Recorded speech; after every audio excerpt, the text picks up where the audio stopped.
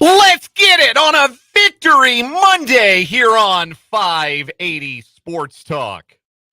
It is a Victory Monday for us all, and we are delighted to be with you for the next 3 hours to talk all about it on a Monday on 580 Sports Talk on 580 WIBW, FM 104.9, online at 580WIBW.com, and on our live video stream. You could catch us on YouTube. 580 Sports Talk is the channel. You could catch us on Facebook, WIBW News. A winning weekend for the collective KU and K-State on Saturday. Dubs. All of our alma maters over the weekend. I guess Spencer on a Thursday, but still, dubs. Hey, congrats on DePaul. We're number 10 in the country, baby, with a sixth-ranked scoring offense in Division III. That's right. Go. All of the NFL teams we grew up rooting for, dubs. Kansas City Chiefs, big dubs. Only undefeated team in the National Football League. Hey, good weekend. It's a Victory Monday to end all Victory Mondays. We're going to have a good time this Monday morning on 580 Sports Talk. Dan Lucero, Brendan Morning. Monday, yeah, we are going to have a a good time on a Monday morning. It's a Monday afternoon, as it turns out. It is, in fact, 3 hours well into the afternoon. And 7 minutes afternoon as it happens. That's Brendan Dworzinski. I'm Dan Lucero. I can't tell time. Spencer Dupuis is here as well. The gang is all here. Brendan even standing up for the people watching the video feed. I always stand up for the people. This time I'm just making it a physical representation of my commitment to you, the listener. Thanks for being with us on this edition of 580 Sports Talk. We appreciate our video viewers. Again, the YouTube stream is live. 580 Sports Talk is the YouTube channel. If you are watching us live, invite you to jump on in to the YouTube chat. There's a live chat feature. You can interact with us and with other listeners to the show. You can also text the program today. Want to hear from you, 785-272-9429.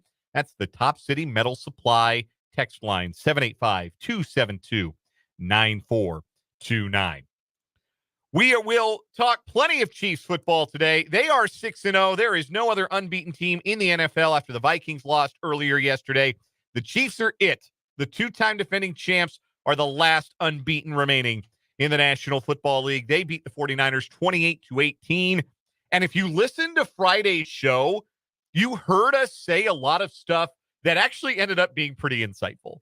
So we're going to take a collective victory lap on this edition of the show because we don't always get to. But this was a pretty easy one to pin down, unless you're me and you predicted that the 49ers would win. Whoops.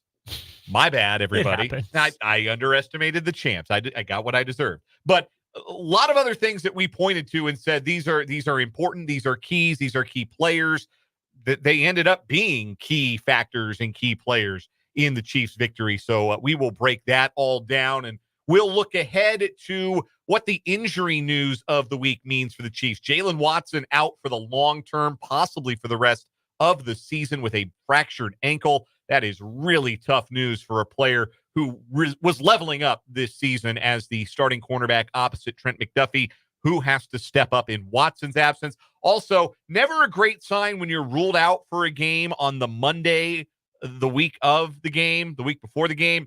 Juju Smith-Schuster has already been ruled out, essentially, by Andy Reid for Sunday against the Raiders. Not great to have that happen on Monday. So, yes, the wide receiver group for the Chiefs will look like the one that finished yesterday's game, which was Justin Watson and congratulations, it was you.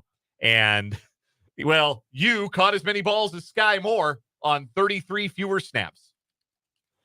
He is terrible. I know I'm not breaking any. I hate doing this to Sky Moore. By all accounts, a good guy. Like, never heard anything negative about him. Well, at least he's good at something. Person, as a teammate. Like, I'm sure he pays his bills and loves his mother and is generally in favor of world peace, would help an old lady across the street. Let's think of some guys we'd rather have on the Chiefs roster right now. What's Naz Worthen up to? I don't even know who that is. He played in what appears to be one game in 1989. I'm going to guess there will be a practice squad elevation this week at wide receiver. Boy, I hope so. There's no way Nico Remigio could be less useful. No way. So with Juju's hamstring barking at him and he unable to really play yesterday and already being ruled out for Sunday, does that increase the urgency for the Chiefs to go and get another wide receiver? What is Josh Gordon up to? You know, what's the law of headlines? When you ask a question, the headline, the answer is always no. I think it's the opposite for sports radio. When you ask a question in a tease, the answer is almost always yes. Yes. Every single time. Should the Chiefs trade for a wide receiver? Duh. Did you hear me say how many routes Sky Moore ran yesterday? How many plays he was in on offense? And how many passes he caught? The same as you and me? Were you aware that Josh Gordon played 2 games with the Titans after he played for the Chiefs? Yeah, I think I was vaguely aware of that. He was targeted once, had no catches. Did he kick around in the XFL? Yeah. Seattle Sea Dragons legend Josh Gordon. So we'll talk about the Chiefs, the really good, the defensive performance, intercepting Brock Purdy 3 times. They were terrific. They continue to be the fulcrum for this 6-0 Chiefs team. And we will look ahead to the future, what the injury situation means for the Chiefs. Lots of NFL to get to from week number 7. We'll break it all down with Matt Verderame of Sports Illustrated, our NFL insider. He joins us at the bottom of this 3 o'clock hour. Plenty of college football to get to as well. According to Pro Football Focus, the best quarterback in the country, or the best quarterback performance in the country on Saturday, belonged to one Jalon Daniels. And the third best quarterback performance in the entire country belonged to one Avery Johnson, and he didn't even get to do the thing he's better at than I think anybody on the Kansas State roster. Daniels and Johnson balled out. And what does it mean for those two teams as they prepare for Sunflower Showdown weekend on Saturday? We'll talk plenty of K-State, KU in the 4 o'clock hour. Also go over the weekend in the Big 12, a fascinating reality in this topsy-turvy league.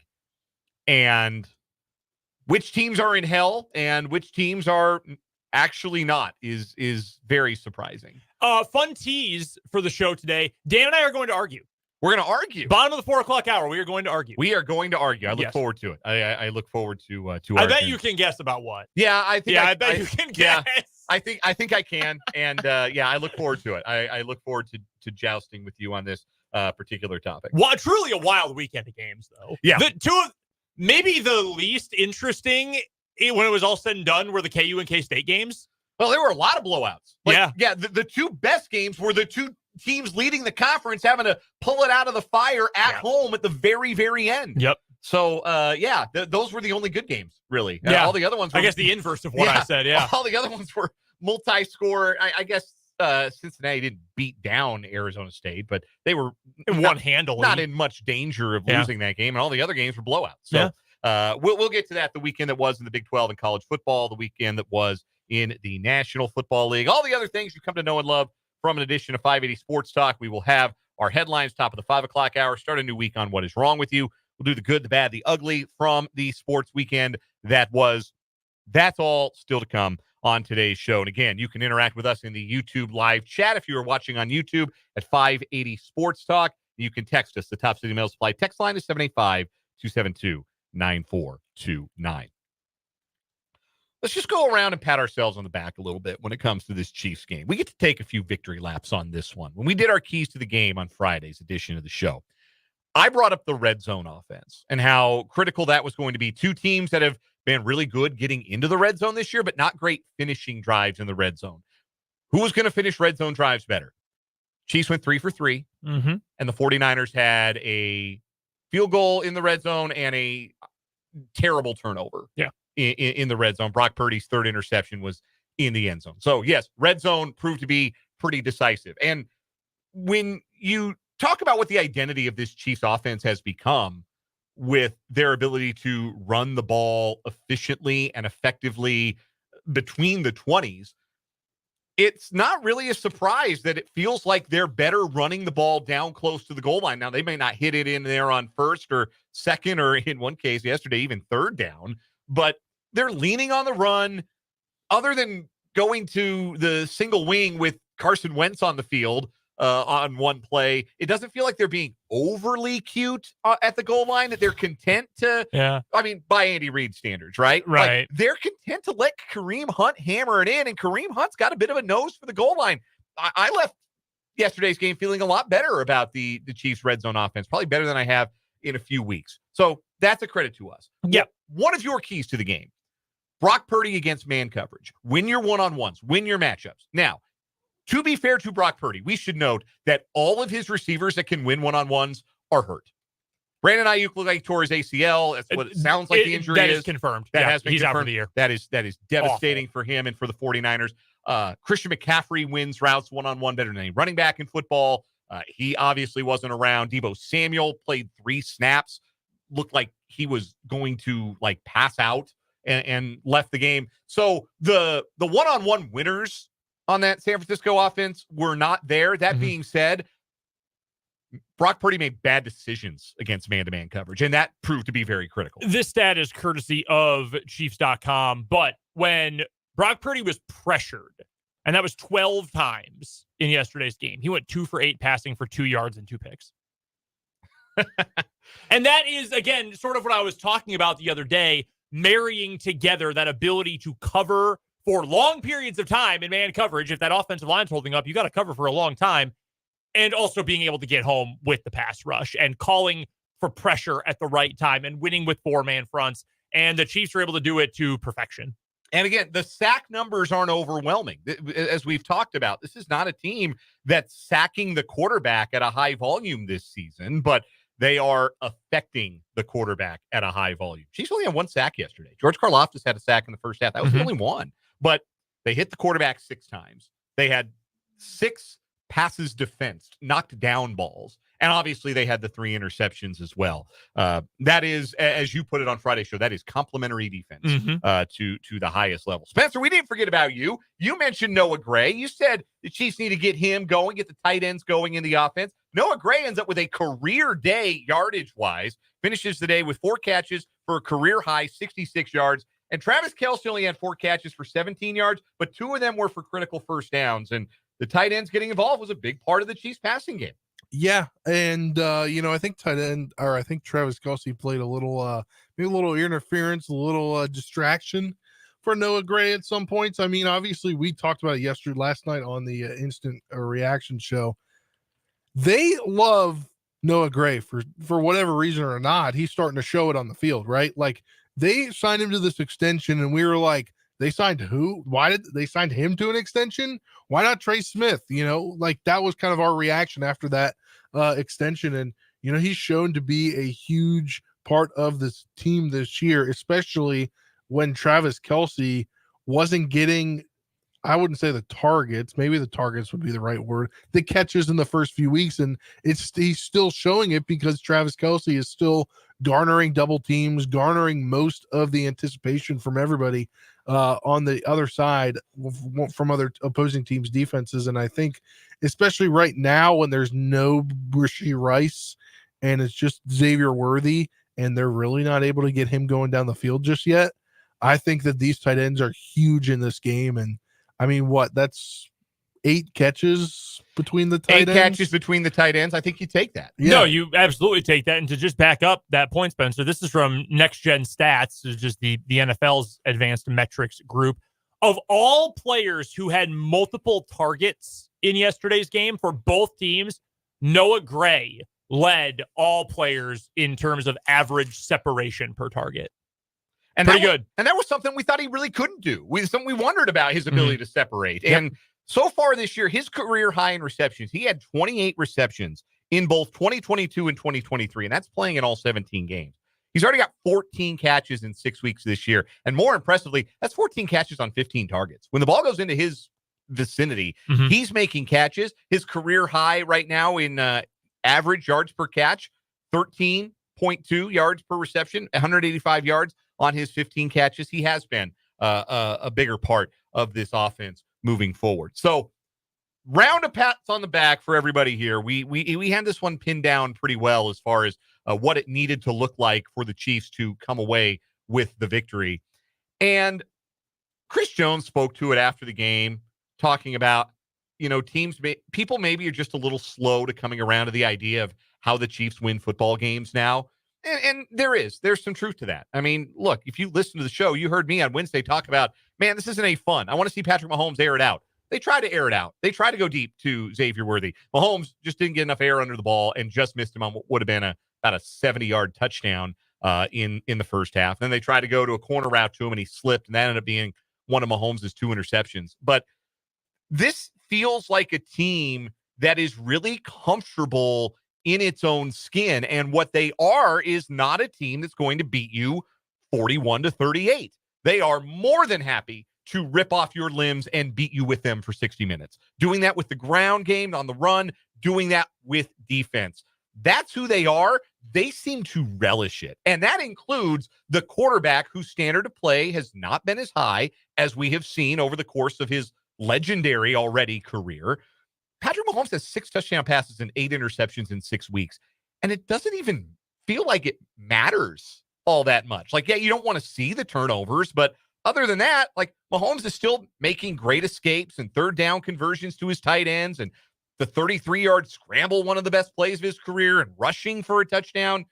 It hasn't seemed to matter that Mahomes is playing, by his standards, like C-grade football, because this team is super comfortable doing what it has to do to win football games. So I would like to use this as an opportunity to push an agenda that I wanted to make sure we pushed today, or that I pushed today. We had a couple of comments, Mark and Gary, who were watching along with us during our live reaction show, which not live now, but you can go watch over at our YouTube channel, 580 Sports Talk, asked about trading for a wide receiver. And after a win like this, do you still feel like the Chiefs need to? I would go as far as to say I feel more confident after this game that the Chiefs need to go get another wide receiver. Who on this team can go win a route reliably? Xavier Worthy. Who on this team can both win a route and catch the ball reliably? I would still say Xavier Worthy. See, I actually did. I love the potential of Xavier Worthy, but I also worry about him going up against a cornerback who weighs 200 pounds. Like, he can struggle against press man at the line. Now, if he does get beyond the press, look out, because he's got that kind of speed. But, like, after last week, it was what? Or 2 games ago, Juju.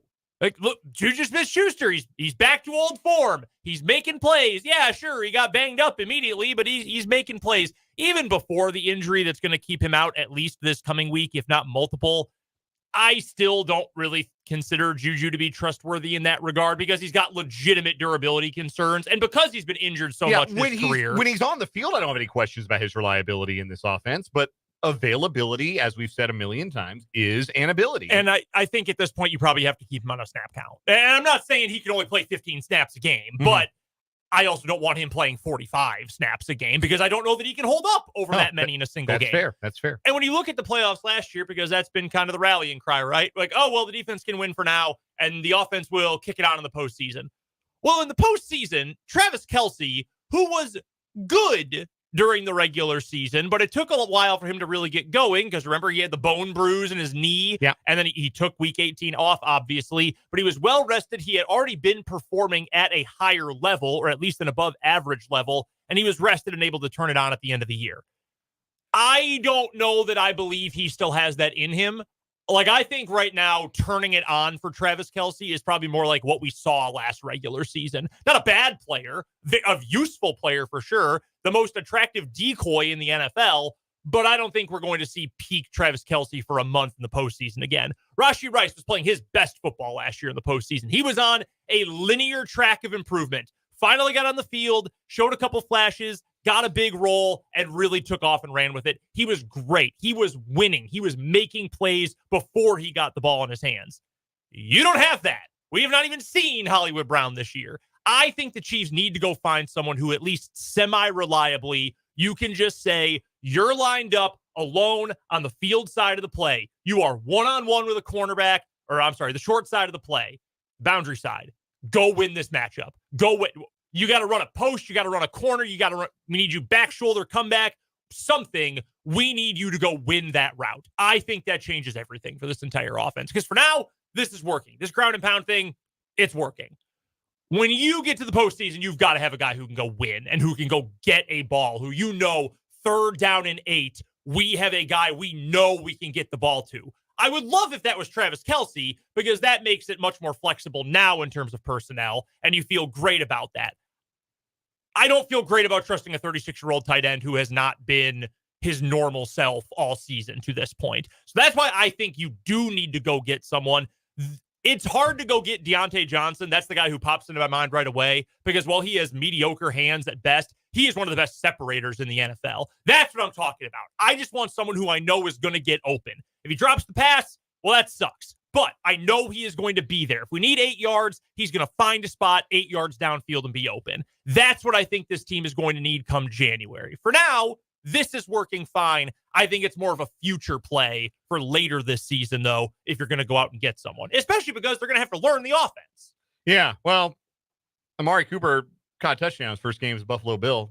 There you go. Didn't take him long to learn the offense. That's very true. Just go get a dude. Like, if you go get a dude, if you go get a guy who's been a dude in his career, I don't think you have to worry too much about how long it's going to take him to I agree. learn the offense. But yeah, in the interim, what the Chiefs are is they feel like a classic, we're going to punch you in the face with our ground game kind of offense. The big difference between teams that do that by necessity and the Chiefs is that the teams that do that by necessity most of the time do not have the best quarterback alive when you get into 3rd and 8. So, like, the way they killed off the game, the late drive ended up being the scoring drive and the Hardman end around. That was the perfect encapsulation of why this works and why it has to be just so maddening to play against. Because, okay, you got your run fits right, and you put together 2 good run reps in a row, and you've got a 3rd and 8, and you've got good pass rushers, and you can pin your ears back, and you've hemmed in Patrick Mahomes, and he steps up, squeezes his way through the pocket, and as he's falling down, he finds Noah Gray for 9 yards and keeps the drive going. Like, that's why this works as well as it does. Because a lot of times you can say, okay, we're going to shut a team's run game down. We're going to put them in 3rd and long, and we're going to make their quarterback beat us in 3rd and long. You're going to make Patrick Mahomes beat you in 3rd and long? Good luck. Good luck. Even with more interceptions than touchdowns in 6 weeks. Good luck with that if that is your plan. Friend of the program, Zach Stevens from DNVR, who we've talked to many times about Broncos football, he posted a side-by-side of stats comparing Patrick Mahomes and Bo Nix so far. I see what he was doing. I understand. I see the gist of his point. Here's the thing, though. Let's go back to that scenario I was using. It's 3rd down and 8. Your season is on the line. Who are you trusting to make a play to win you the game? I'm not saying you've got a screen set up, just get the running back the ball and let the blockers take care of it. I'm saying your quarterback needs to make a play. Who are you picking? I'm taking Mahomes over certainly Bo Nix, but I'm taking him over still pretty much anyone else. The only guy in the neighborhood is, like, I don't know. That's a small group, man. Like, that to me is the elite quarterback group. Like, you can talk about yards and touchdowns and all that, but who are you trusting to make the play with their arm for you? It's Mahomes. It's Allen. I'd put Stroud. Jordan Love might throw a pick. He also might throw the best pass you've ever seen. It's really a coin flip.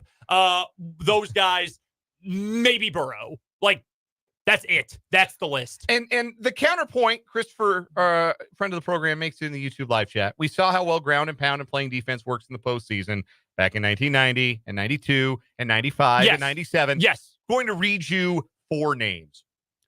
Steve DeBerg, Dave Craig, Steve Bono, Elvis Gerbach. Those were the starting quarterbacks of those teams in 90 and 92 and 95 and 97. And you could stack them on top of each other and they don't make one Patrick Mahomes. That's the difference. That's why this can work, because the bailout button is Patrick Mahomes and it's not Steve Bono. So again, I'm not willing to say, oh, they've got to completely overhaul things by the time January rolls around, or they can't win a championship doing this. I'm not willing to go that far, because you still have the force multiplier of Patrick Mahomes. Right. And I would like to clarify too, I don't want to totally, like, you get to the wild card round and or shoot, it might be the divisional round at this point, and say, all right, time to dump all the West Coast stuff. We're going air raid in the playoffs. I'm not trying to say that. I just think having somebody else out there who you know can get open, I think, will be valuable when we get to that time of year. We got to take a break. We got Matt Verderame from Sports Illustrated coming to talk football with us in just a bit. But first, we'll do a quick good, bad, ugly from the sports weekend that was, as we get things going on this Victory Monday edition of 580 Sports Talk.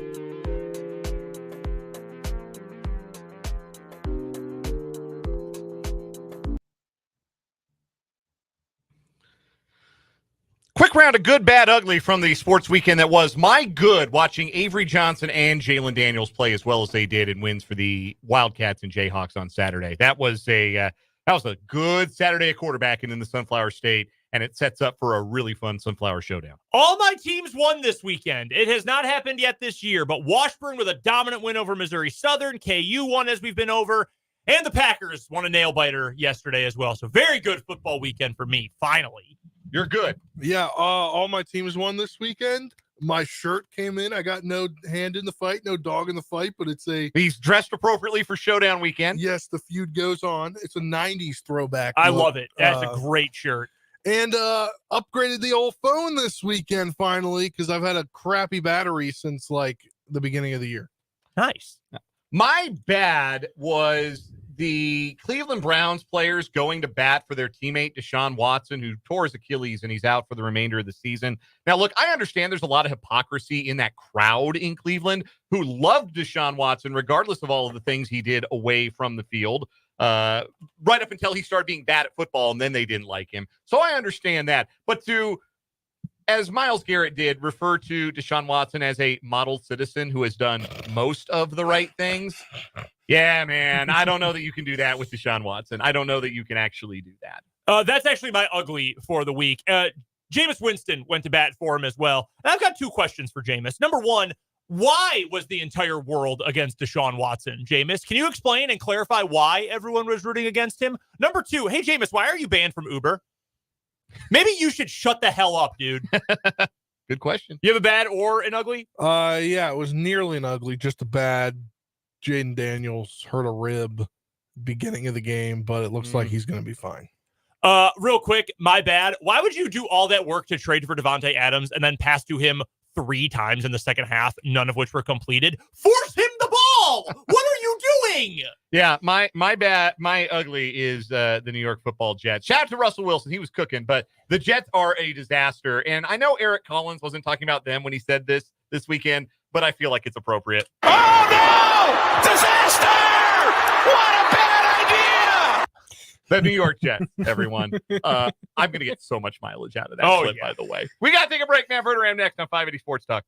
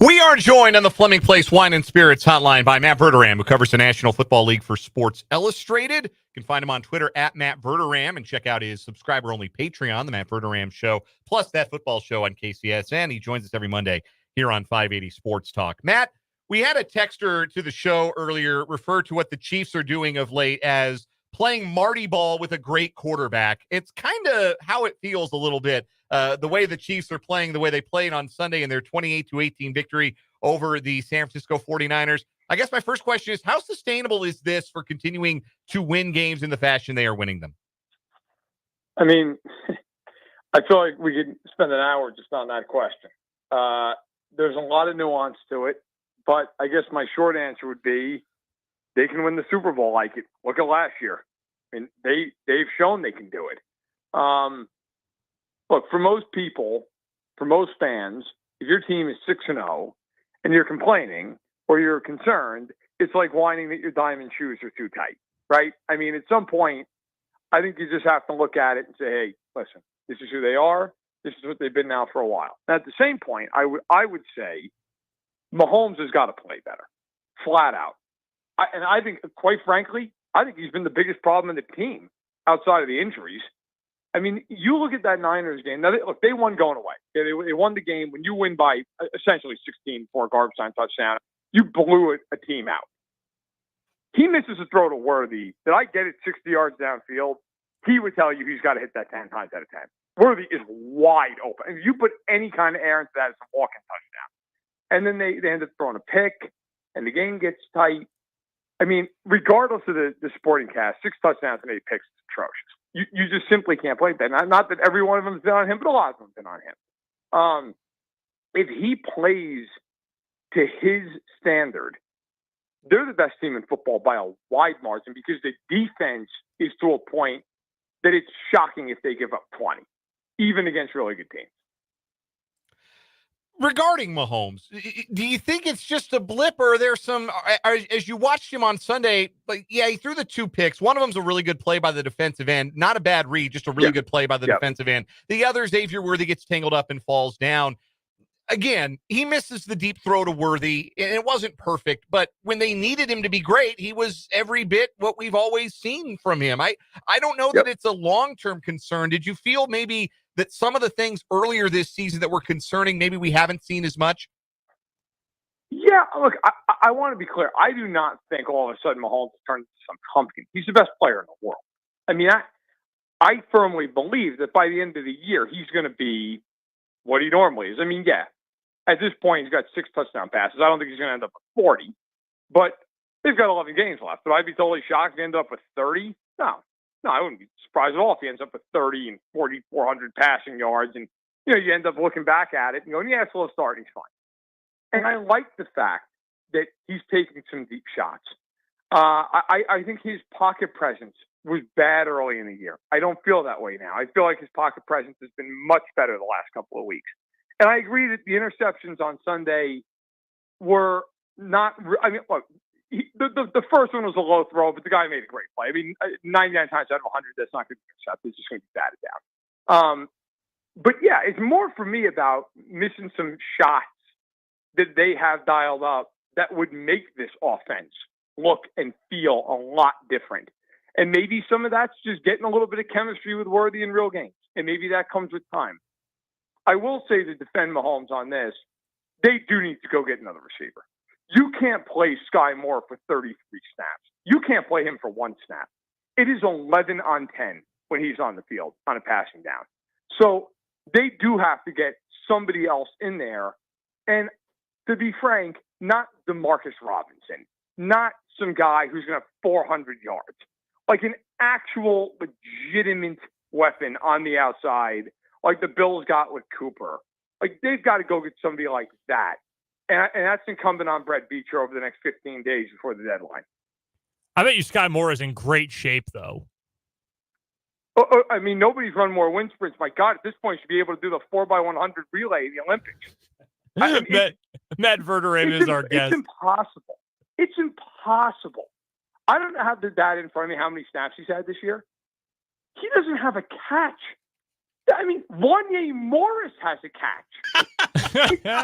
It's insane. It's impossible to have the stat line that he has. And yet they just keep playing him every game. 82 snaps, Matt. No catches, 2 drops, 82 snaps. Awesome. I mean, he literally, by definition, I have been more productive for the Kansas City Chiefs this year than this guy. I mean, because I haven't dropped 2 passes. On the defensive side of the ball, man, I need a moment to compose myself. On the defensive side of the ball, we know Trent McDuffie is CB1. I still think he's 1 or 2 the best cornerback in the entire NFL. But Jalon Watson has been playing out of his mind. We didn't even know that he was going to be CB2 to start the year. Thought it might be Josh Williams, but it's been Watson. He has been absolutely sensational. So how big of a loss is it to have to now go to Williams or Najee Johnson with Jalon Watson out for the prolonged future? Oh, it's enormous. Now, listen, I think because of who the coordinator is and the rest of that secondary, they can hide it, but it's going to change some things. It's going to open up some other stuff. McDuffie and Connor are really, really good. Connor, I mean, obviously, look, McDuffie's great. Connor is very good. But now, like Najee Johnson, we saw in that San Francisco game, you know, some receiver you've never heard of gives him a double move, and the guy's clear by 10 yards. That's a problem. I wonder if we see Roland Wallace in this game against the Raiders. I wonder if you see a little bit of an open competition against the Raiders, because if there's ever a game you could do it in a game, it's probably this one. Do they go out and go get a vet corner? You know, I mean, do they call up the Rams about Tre'Davious White and just say, hey, look, we'll give you a 6th round pick? Maybe they do it. You know, maybe there's a world where they even do the rare player for player trade. It happens once in a blue moon. Maybe the Chiefs trade, you know, a reserve somewhere else and go get a corner. Maybe they attach a conditional pick to it or something like that. So it matters. Watson has played like a star this year. And if you're the Chiefs, and unless it came out in the last few minutes since we've been talking, I haven't seen it. I don't know the exact extent in terms of the length of time he's going to be out. A fractured ankle, you know, that could range anywhere from a couple of months to he's out for the year. If you're the Chiefs, if he's even back for the playoffs, you're thrilled to death. That's great. But, you know, if he's not at all, then I think they need to really kind of churn through these younger corners, see what they've got. And if they don't feel confident in any of these guys over the next couple of weeks, probably go get a veteran to fortify the room. We're joined by Matt Verderame of Sports Illustrated here on 580 Sports, talking the Fleming Place Wine and Spirits Hotline. And Matt, if we went into the season and told you that Noah Gray was going to be the leading receiver in a game plus, have a ton of catches, get a contract extension, and kind of be the focal point a little bit for this offense, what would you have told us? I would have been surprised. I wouldn't have been completely stunned, because I think he's a pretty good player. And I thought last year was a pretty good player in the time he got on the field. But look, their best personnel grouping is when they get into 2 tight ends, because they can really challenge teams. Gray has become a real player. I honestly think if Noah Gray played on a team where he saw 80% of snaps, like, he could have 700, 800 yards. I really feel that way. It's just he's never going to see that kind of target share, at least with Kelsey on the team. But I think that's why they extended him, because I think they feel that way. Kelsey, look, he was quiet yesterday, but we've seen Kelsey, you know, the last couple of games kind of come out of it. I think he's fine. He's not who he was years ago. He's still very good. But they desperately need Juju to get right or to add somebody here, because like the Raiders game, there's no excuse. They should win that no matter what. But then they play the Bucks, and then they're home against Denver. And Denver, they should also win no matter what, although Denver is good defensively, give them credit. The Chiefs are going to need another guy, but I think having Gray is a real asset. He's a good football player, and he's somebody who creates matchup problems when they're in that 2 tight end set.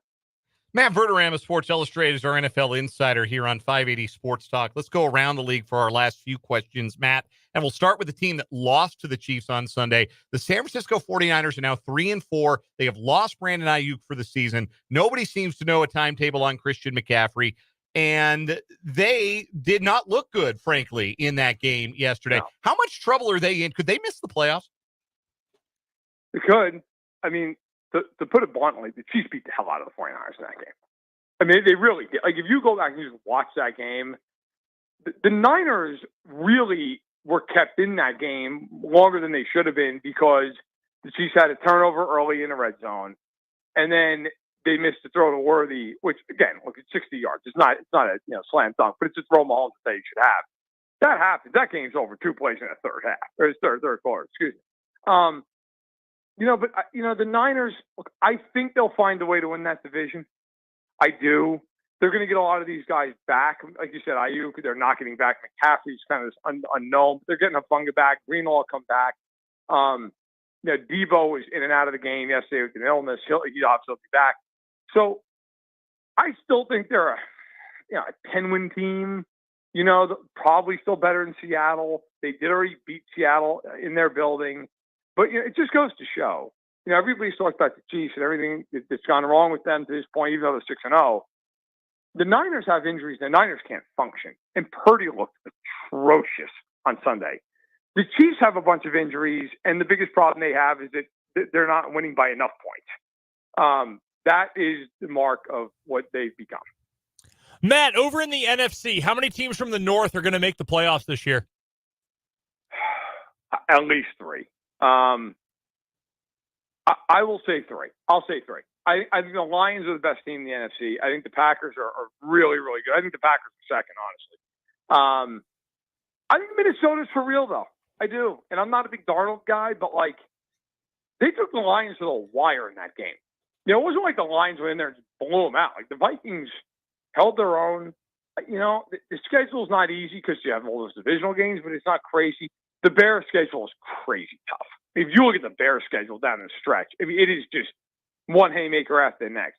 So I'll say 3, and then I think you'll get 1 out of the West, and then you'll probably get, Washington, and then whoever wins the South out of Tampa and Atlanta, and then it's probably whoever's second, like Philly, Atlanta, like one of those types. So I'll say 3. I think 3 again.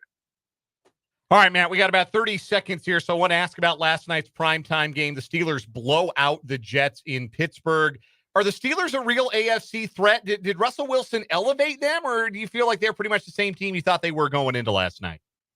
Yeah, no, I think they're the same team. I think the bigger story is about the Jets. The Jets suck. I mean, I don't know.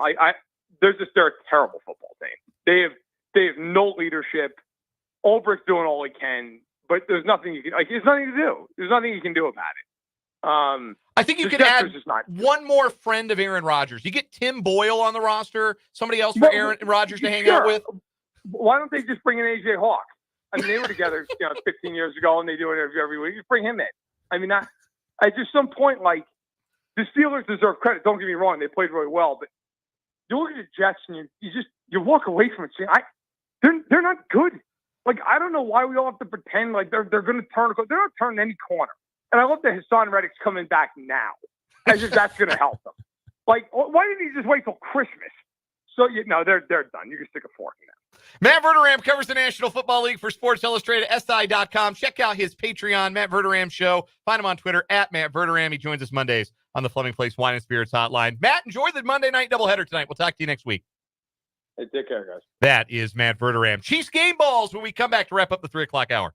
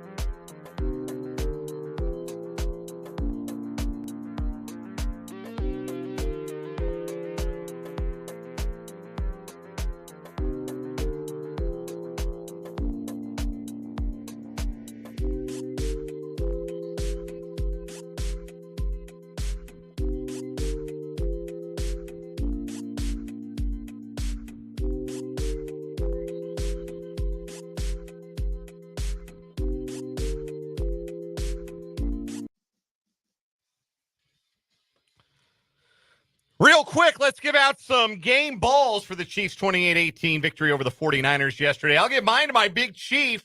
I was roundly mocked by Spencer for picking McCole Hardman as my big chief. I just know one thing is true. Debt, taxes, and McCole Hardman owns the 49ers. My game ball for this one, agreed by Michael in our 580 Sports Talk YouTube comments. George Karlaftis, dude was in the backfield all game long, picked up a sack. Really good game overall for Furious George. And mine goes to Kareem Hunt, back-to-back games with 20-plus carries, this time 78 yards, 3.5 a pop, and 2 of the Chiefs' touchdowns, of the 4 Chiefs' touchdowns yesterday. So the that's why he ability gets my game ball. to finish off those drives in the end zone, so critical. And Hunt showing a nose for the goal line that sometimes the Chiefs have felt like they've been lacking inside the 5 in their running game at times. Coming up in the 4 o'clock hour, KU and K-State, both victorious, both put up 40 burgers. We'll discuss, plus first round of What Is Wrong With You for the week, and a look at the rest of the college football and Big 12 weekend. Stay with us on 580 Sports Talk.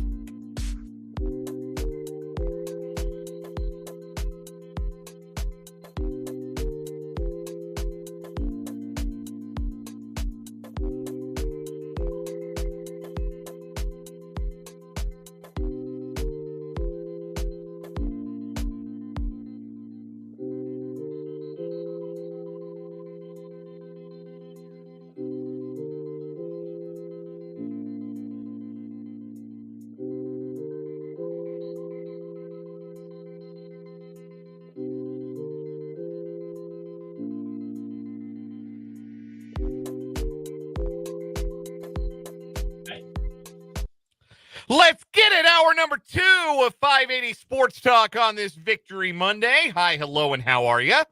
Hope you're enjoying the show today. We appreciate you being with us on 580 WIBW, FM 104.9, online at 580WIBW.com, and of course, enjoying our live video stream if you're watching on YouTube on our channel 580 Sports Talk, or if you're watching on Facebook, WIBW News is the page to watch us there. However, you're tuning in. Thanks for meeting with us. Thanks for making us a part of your Monday afternoon. Dan Lucero, Brendan Dorzinski, Spencer Dupuis with you today. We are in studio today. We are going to be on the road tomorrow. We are heading out to celebrate the last hurrah of a beloved Topeka institution. The Burger Stand is in its final week of business at the Brookwood Shopping Center. Final week of business for the Burger Stand. It closes on October 26th, and they want to say goodbye to all of their customers, and that includes me because I've been there a lot. So by way of saying goodbye, they're doing things to celebrate the customers that have made their time in Topeka special, and they're going to have us there tomorrow from 3 to 6. I think it's ironic because like we've been talking about this the last couple of weeks. Yes, very sad. I had never been until a couple weeks ago, and then now they want to host us for a show. Like, how ironic is that? It's pretty cool. Yeah. So we get to hang out there from 3 to 6 tomorrow. And if you're going out to the Burger Stand tomorrow, you want to check out the Topeka Burger Stand one final time before they close on Saturday. Come and see us. Come and see us tomorrow on 580 Sports Talk on location. You can interact with the show today. The Top City Metal Supply text line is 785-272-9429. From construction sites to renovations, from the farm to the garage, Top City Metal Supply understands the value of precision and cost efficiency. No more wasted materials, no more wasted money, just metal cut to the exact size you need. Top City Metal Supply is located on South Topeka Boulevard, just north of Forbes Field. Again, that number is 785-272-9429. You can also hit us in the live chat feature on our YouTube stream. If you're watching the show live on YouTube right now, 580 Sports Talk, jump in the live chat. We got people sharing recipes. We got people talking about hat collections, t-shirt collections. Obviously, we got sports takes. The listeners interact with each other, and we interact with you in the YouTube live chat. So join us there if you haven't done so already. Come on in. The water's fine. We got college football to talk about this hour. Yeah, we do. We've also got What Is Wrong With You coming up. Dan and I are also going to fight. We've got Hell in a Cell ready to drop from the ceiling at the bottom of the hour. Yes. Brendan and I have a disagreement, and there will be a war of words still to come later on this hour. We're going to start because it has been Victory Monday after all. Yeah. Victory Monday for Kansas and Kansas State. We'll start with Kansas because I was there. I was at Arrowhead Stadium on Saturday afternoon. You want to do the boomer voice? I know. I was there. You do it better than I do. I'm going to let you do it for me. Very strange to watch a college football game at Arrowhead Stadium. Mm-hmm. Also, the in-game presentation, a small detail, but it took me a quarter and a half to find where they were displaying the down, distance, and yard mark on any given play. They only had it on the ribbon boards on the sideline end. They did not have it on the big screen. They were just showing replays and the live video feed on the big boards. Didn't make a whole lot of sense to me. I didn't understand why that's how they chose to present the game there. I don't know. The game clock was only in one place. I mean, it was just weird. It was weird. Odd. Anyhow, KU wins. They beat the brakes off of Houston 42-14. And I said this on the instant reaction video that I did from Arrowhead Stadium on Saturday afternoon, which you can watch on our YouTube channel, 580 Sports Talk. If you wanted to believe that a second half turnaround is possible for Kansas, that they can not only salvage this season, but they can beat enough good teams to get to a bowl game. If you wanted to believe that, that was the performance you needed to see as proof. In terms of their offense, in terms of Jalon Daniels' play, in terms of the defense's level of play, that was what it had to look like for KU to make you believe, okay, maybe in their last 5 wins, there are 4 games left. Their last 5 games, there are 4 wins. It's still really hard to see 4 wins in their next 5 games, especially considering their next 2 are against K-State and Iowa State.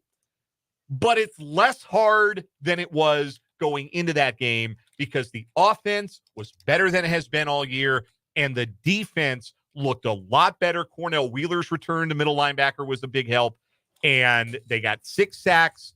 They turned Houston over 4 times. Kobe Bryant, the first KU player to get 3 picks in a game since the immortal Bill Crank in 1958. That was what it had to be for Kansas. And so the fact that they put that together, 60 minutes, both sides of the ball, journey of 1,000 miles begins with a single step, but that was what the first step had to look like. Yeah, I still don't know that this is a good KU team by any means. I mean, Houston stinks. That we know that they're bad, and it's not a good roster. It's year 0. This year is to Houston what 2021 was to Kansas. That's fine. They'll be all right long term with Willie Fritz. But right now, that is a very bad team. But what are you supposed to do against bad teams? Beat them 42-14. Whoop them. And that's what KU did. I thought the defense was playing fast and loose. It is very clear that Cornell Wheeler is the most important part of this defense. And I do not think it is a coincidence that the defense played their worst games of the year consecutively after Cornell Wheeler got hurt. And then as soon as he came back, they looked good again. He's not the best player on the defense. That is still Kobe Bryant, who's going to be playing in the NFL next year. You could even argue there are a couple players who are better football players, but in terms of importance, Cornell Wheeler is number 1 on that list for me for KU. And again, I don't think it's any coincidence when you look at how the best and worst editions of this KU football defense have lined up over the last couple of weeks. Daniels has been on the upswing for a couple of weeks. 2 straight games without a turnover. 2 straight games without a turnover. I would argue 3 games in a row where he has clearly been ticking up, even if there were a few games back, some things he had to work on. But last time out, he was better. That was the Arizona State game. This game, his best game of the year by miles and miles and miles. Good to see there. Devin Neal got back into a rhythm. It's wild. You actually have the threat of throwing the ball and moving it through the air down the field, and suddenly your running backs aren't running into a wall of 14 players on every single play. Wow, shocking, amazing. So it was just a very well-rounded output from KU in this game. Missed the field goals to special teams. It is what it is. But hard to be upset. It doesn't get any easier than playing Houston at home, because you've got the showdown next. You've got Iowa State after that. Another bye follows that. Can you win one of them? I mean, you only can afford one more loss if you're KU for bowl eligibility. You've got one mulligan. And that's not great. I mean, and your next game is against a team that's beaten you 15 straight times. And the game after that is against the team currently unbeaten and leading the conference. And frankly, the game after that is against, the byes after the K-State game before Iowa State. And the game after Iowa State, you've got to go to Provo to take on BYU, who is the other leader in the conference. Yeah. Colorado is playing well. Baylor's terrible. That game's in Waco to end the season. But you look back at the start of this year, you should have beaten West Virginia. You should have beaten Illinois. You should have beaten UNLV. You saved 2 of those. We're not talking playoff, but you're not worried about bowl eligibility. No, yeah. and we're talking about a frisky team that's maybe stopping some teams from being able to go to Arlington. Right. I was just about to say that same thing. You're feeling confident, like, hey, we're good enough. We can beat both Iowa State and BYU. I bet we do beat one of them. That's how you're feeling. You're left with 0 margin for error except getting to play spoiler at this point. And that's a lot of stress to put on a team. It is. Even a veteran-laden team. Yeah. That is a lot of stress to put them under, knowing that, hey, we can't let anything slip. You have to go 2-1 against the 3 best teams in the conference next 3 weeks. Dan, I got a question. So you were at this game, obviously. Yes, I was. Did you have any pause at halftime, like, were you like, oh no, I've seen this again? It's a 2-score lead heading into the second half. It didn't feel comfortable at 28-14. Okay. Houston was better when they made the quarterback switch. They brought Donovan Smith in. They started Zion Chris. They didn't do anything with him on the field after Chris had been really good the week before and they beat TCU. But, young players are young players. He's a sophomore quarterback. You're going to have some ebbs and flows. They went back to the senior Smith. He was scrambling effectively. KU still didn't tackle great, like on a down-for-down basis. Were they great in the front 7? I wouldn't say that, but they were really good on passing downs. They kept Houston's running game from being exceptional and really hitting for a lot of those big gainers that they had been giving up the past couple of weeks. Again, Wheeler being back in the middle was a huge part of that. Mm-hmm. And when they needed to make a play, they forced the turnovers. They had the 3 picks. 2 of those were on deep balls down near the goal line that Kobe Bryant intercepted. So not certainly saying it was a flawless performance, but it was a very good performance. It was a kind of performance, again, it gives you a little confidence, a little belief, which I don't think was in very much supply for this group after their 1-5 start. They'll have a little bit more of it now heading to Manhattan. And they're going to need it because K-State beat the brakes off of West Virginia on Saturday. And yes, West Virginia raised the white flag at halftime. They took Garrett Green out injured. Jaheim White left the game. Their best offensive lineman, Wyatt Milam, left the game. Nico Marchiol definitively not ready for prime time. They put him in the game. Spencer, I need audio. They put him in the game, and this is what I said. Oh, no! Disaster! What a bad idea! Well, he had to go in the game because Garrett Green was hurt. Yeah. They didn't put him in. Well, he came in, and it was bad.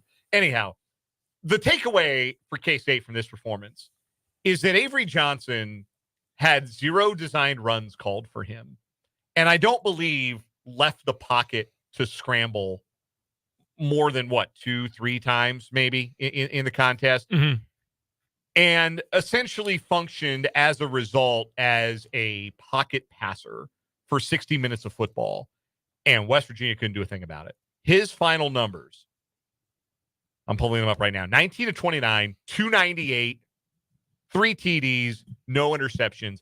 And he did that without, it was obvious from the early going that that's what K-State wanted to do, was keep him in the pocket. Now, Chris Kleiman won't say/admit if there's an injury concern with Avery right now, based on him having had to leave the Colorado game early.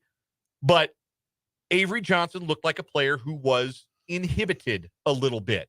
And we were talking early this season about Avery Johnson looking uncomfortable in the pocket, not looking comfortable as a drop back passer. Drop back passes being a waste of a down. Some idiot, me, said that after the BYU game. Mm-hmm. This passing game has found a new rhythm. These wide receivers are actually starting to look like the dudes that we were told that they might be going into this season. The tight ends are extremely involved, and they not even have their best receiving option at that spot playing in that game. Mm-hmm. West Virginia took TJ Giddens largely out of the game on the run, and they forced K-State into a bunch of third and medium, third and longs, uncomfortable third downs, and they were not uncomfortable in the least because Avery Johnson made throw after throw after throw. And in that way, this was the best Kansas State performance of the season. So 2 quick things, because, this is just a beat down. Sometimes you just kick someone's ass, and that's exactly what happened in this game. So, number one, all the stuff about Avery Johnson as a passer was always overkill. It was always ridiculous. Now, he was a young guy, still early in his career. What we were seeing was what we were seeing, but any long-range concern, I think, now has proven to be definitely, like you said, overblown. Yeah, and... that's all it was. He's a hell of a player. He's a great player. He's only going to keep getting better. This K-State team, I think, is the best team in the Big 12 right now. Paul Meyerberg has agreed with us the last couple of weeks as well. Now they don't have the best record. That loss to BYU does loom large right now, especially because Iowa State and BYU don't play each other this year. That is significant to note. But I think right now K-State is the best team in the conference. Defense looked great. Offense was humming. The fact that they can beat you in multiple ways, I think, is the most encouraging part about this, other than just Avery getting better. Because even in some of the late-stage Snyder teams that would win a bunch of games, no one was scared of the passing game when Alex Delton would play. No one was scared. They were beating you one way, exactly one way. This team can beat you with the run, with the pass, with the QB run, with wide receivers, with tight ends. They can do it all. So that's awesome and very encouraging to see. Give me a good reason why Neil Brown is employed right now. Give me a good reason why he is employed right this second. Because they can't afford to pay off his. Yes, number buyout. 1, West Virginia University's broke. Number 2, everyone at Milan Pushkar Stadium had a great time. Did they? It sounded like they were having fun. I can concur that they did not. I know somebody that was at the game. He's a clown. That whole team is bums. That is a. I am sorry to you devout Mountaineer fans out there. That is a program right now of bums. They are bad, and they need they need to rebuild. That was the quintessential Garrett Green game for a half. He did some good things on the ground, and K-State. Kleiman said it at his press conference earlier today. They didn't tackle great in the first half. They had the big plays on defense. He had the interception by Fabris. He had the pick 6 by Siegel. But on a down-to-down basis, it wasn't a great first half defensively for K-State. They didn't tackle great. They certainly had trouble getting Green on the ground when he scrambled. But big plays like those count. Like if you're making splash plays, if you're turning the other team over, that's a big deal. And if you're getting a goal line stop, I don't know why West Virginia went for it. Kick the field goal, go in down 17-13 at the half, go in down with a little momentum at home. Mm-hmm. Instead, you get Garrett Green killed and lose him for the rest of the game, and you don't get any points. And the game was functionally over when both teams came out for halftime. And Avery Johnson just diced up West Virginia. They're lucky it's not worse. Joe Jackson scored a touchdown on the final meaningful offensive play of the game. I have no idea how that got missed on the field. And apparently the replay crew, like all the cameras, had packed up and gone home for the night because it appeared to be very obvious that Joe Jackson scored, but they didn't have a goal line camera. Well, I mean, long drive to get back to Pittsburgh to fly out. So it's true. Yeah, that's difficult. Yeah. No, there's just an ass kicking. Like there's, and I hope this doesn't sound like I'm hand waving a really good performance by K-State, but I almost feel like there's not a whole lot of analysis here. Like K-State is good. West Virginia is a team filled with bums, led by a bum, and they got their ass kicked. Yeah, the big takeaway is Avery and what he did. Yeah, he's been great. What he did in the passing game, truly great. What he did essentially with one hand tied behind his back, in the sense that he was not a threat to run. He did not want to get outside the pocket. The one play they forced him out was that. What was that? Was that a third or a fourth down play where they went for it near midfield? It looked like he was going to be sacked, and somehow this frail-looking sophomore, who is actually not all that frail, gets out from under the defensive lineman and scrambles and makes the throw to keep the drive alive. Well, and look, West Virginia did one thing good, stopping the run for the most part. Yeah. Sold out DJ on Giddens was held to 57 yards, but he did it when it mattered. He got 2 touchdowns in the game. Yeah, he had the 18-yard touchdown that kind of sealed the deal in the fourth quarter, made his numbers look even better than they actually were. They did. They loaded up the box. They said, we are going to make Avery Johnson beat us. And you know what Avery Johnson said to that? Disaster! What a bad idea! So I would like to, this is the one time I've ever liked Eric Collins. Want to get to this real quick because now that these games are in the books, showdown week in Manhattan this year at the Bill. Our pal Neilio in the YouTube comments, 580 Sports Talk on YouTube, says the Cats LB unit will need to wrap up big time with Neal and Highshaw coming to Manhattan. Unfortunately for KU, I do not think Daniel Highshaw is going to end up playing. Yeah, it doesn't sound good for Highshaw. Like it. Yeah, they gave him the Dan Lebitard. He is highly questionable for the game, which tells me Sevian Morrison, get ready to actually touch the ball, buddy. Or it's just going to be 25 touches for Devin Neal, which... Not the worst idea. Yeah, do it. I think KU is going to go... We'll get to more of this over the course of the week, but I do think it is important now.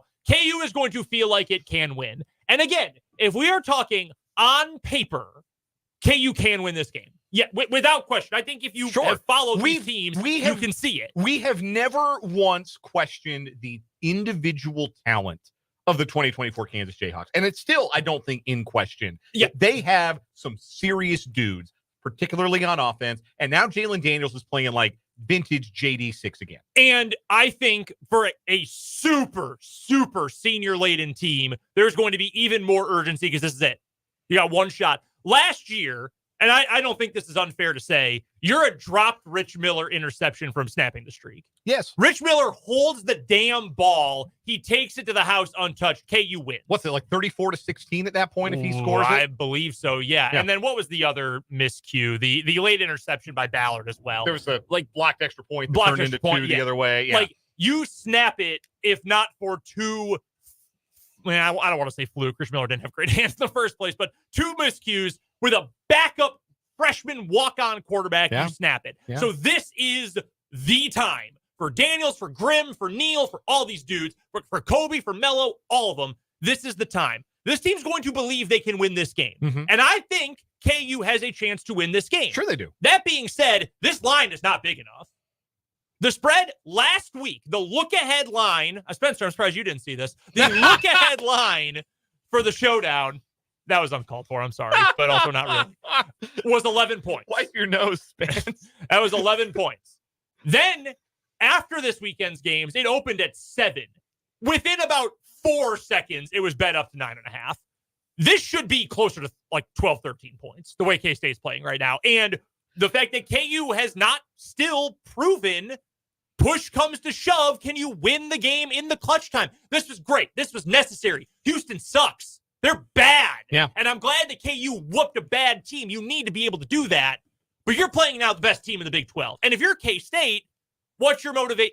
KU is motivated because, guys, this is for this group, the most successful group at KU in 15 years, this is our one last shot to get it done. If you're K-State, what's your motivation? Twofold. One, well, we want to go play in Arlington. We want to go play for the Big 12 title. And two, we hate these guys. We want to beat these guys because it's our birthright at this point. Almost literally. You don't want to be the group that loses the streak. Do you know what year Avery Johnson was born? Gosh. 2004? No. November 2nd of 2004. Okay. Nicely done. November 2nd. Oh, he's going to play on his birthday. How nice is that? He has, in his entire life, witnessed KU win 3 times. And none since he was 5. That's wild. None since he was 5 years old. He had to sit in a car seat the last time that KU won. In fact, he was probably in one for about 3 more years the last time that KU won this game.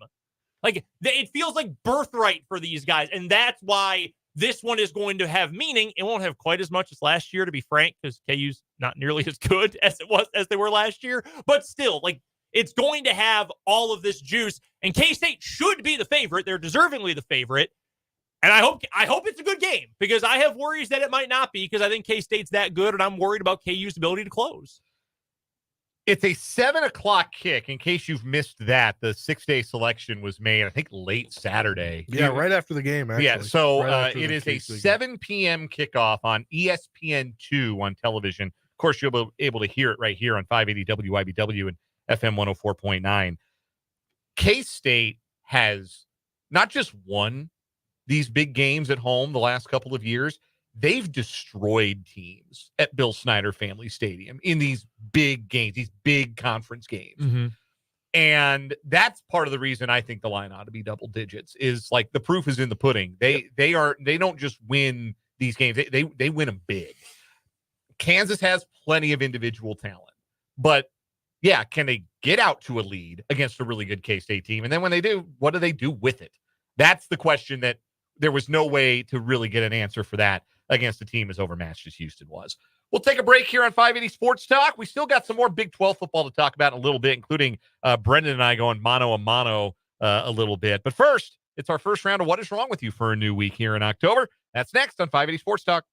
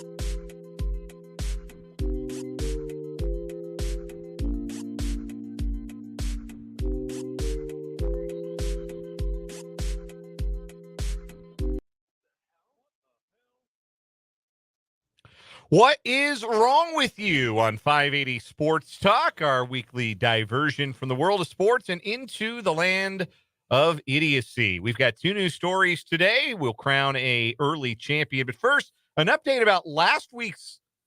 Did he win the week? Did Stark Raven Mad John Callis win the week? I believe he did. I think he did. Yeah.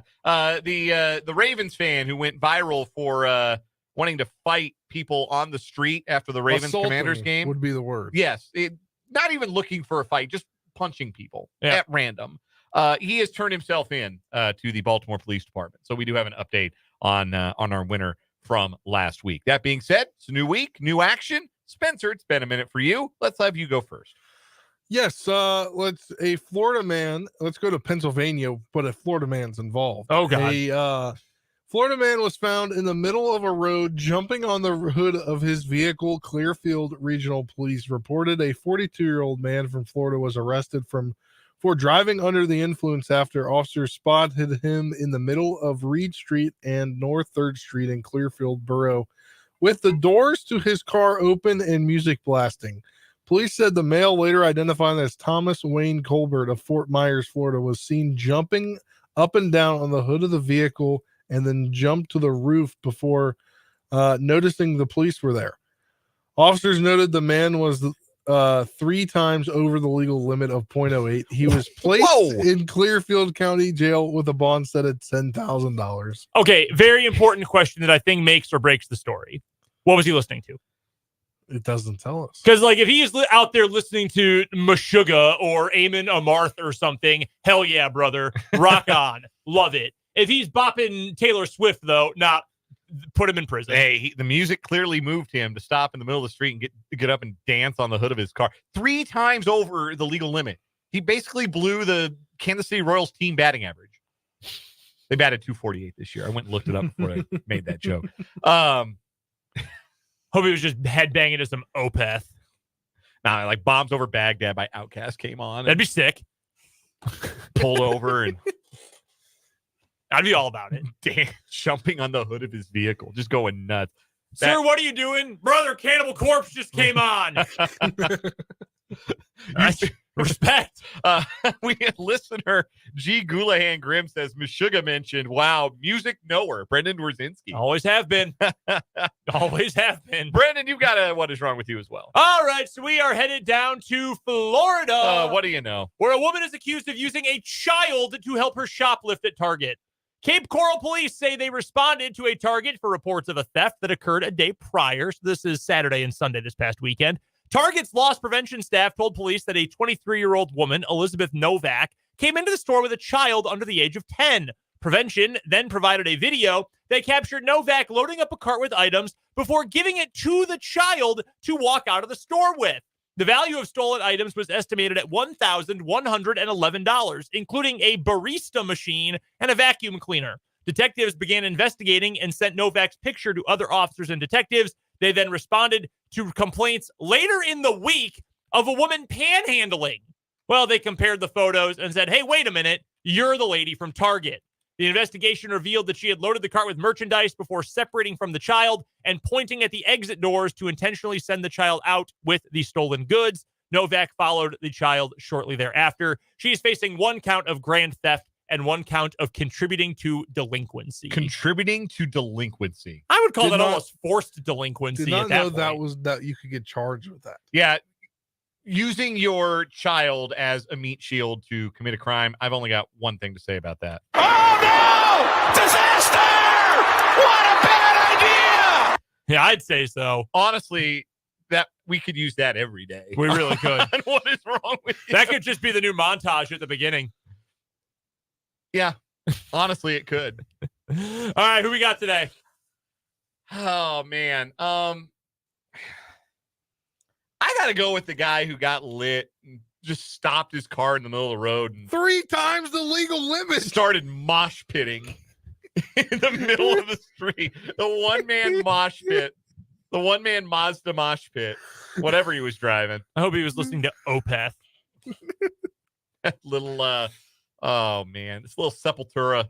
Yeah! All those drums. Hell yeah! That would make some sense. Or go kind of old school, like, oh, hell yeah, he's listening to Dream Theater. All right, hold on, Johnson. Under the Glass Moon just came on. Back up, let him cook. Yes, this Unique Malmsteen guitar solo has me feeling some type of way. I got to get out there. Paul refers to it in the YouTube comments as a road rave. Oh, that's good. So, I think that wins. I'm gonna give that one the nod. All right, I'm good with that. There we go. That's our winner. He'll move on to tomorrow on What Is Wrong With You. When we come back, breaking down the Big 12 and college football weekend, and Brendan and I are gonna fight With fists. next on 580 Sports Talk.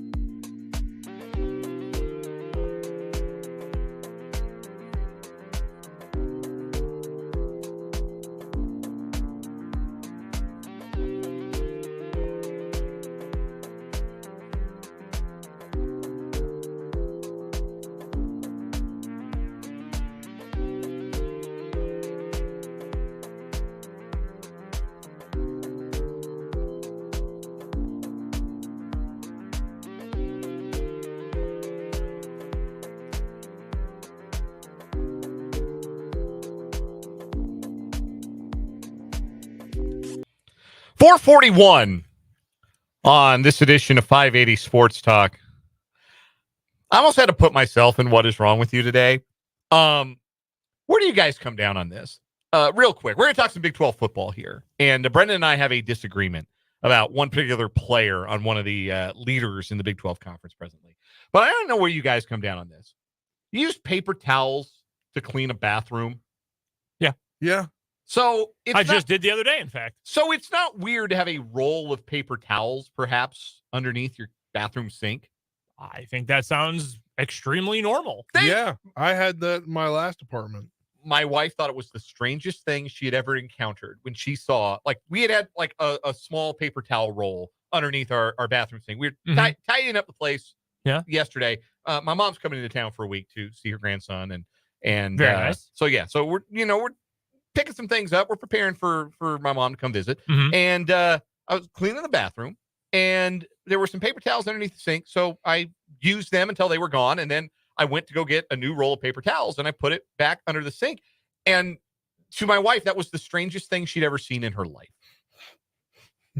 No, I mean, if that's No. what you use to clean that area, I mean, that's more convenient than the other day. I was cleaning the tub in our back bathroom. I had to walk to the kitchen, grab them, bring them in, then bring them back. And more durable than toilet paper, right? Like, you're Yeah. going to get more, like, heavy-duty cleaning done. Plus, then you'd leave flakes everywhere. Yeah. Also, you have a mirror in this bathroom, correct? Yes.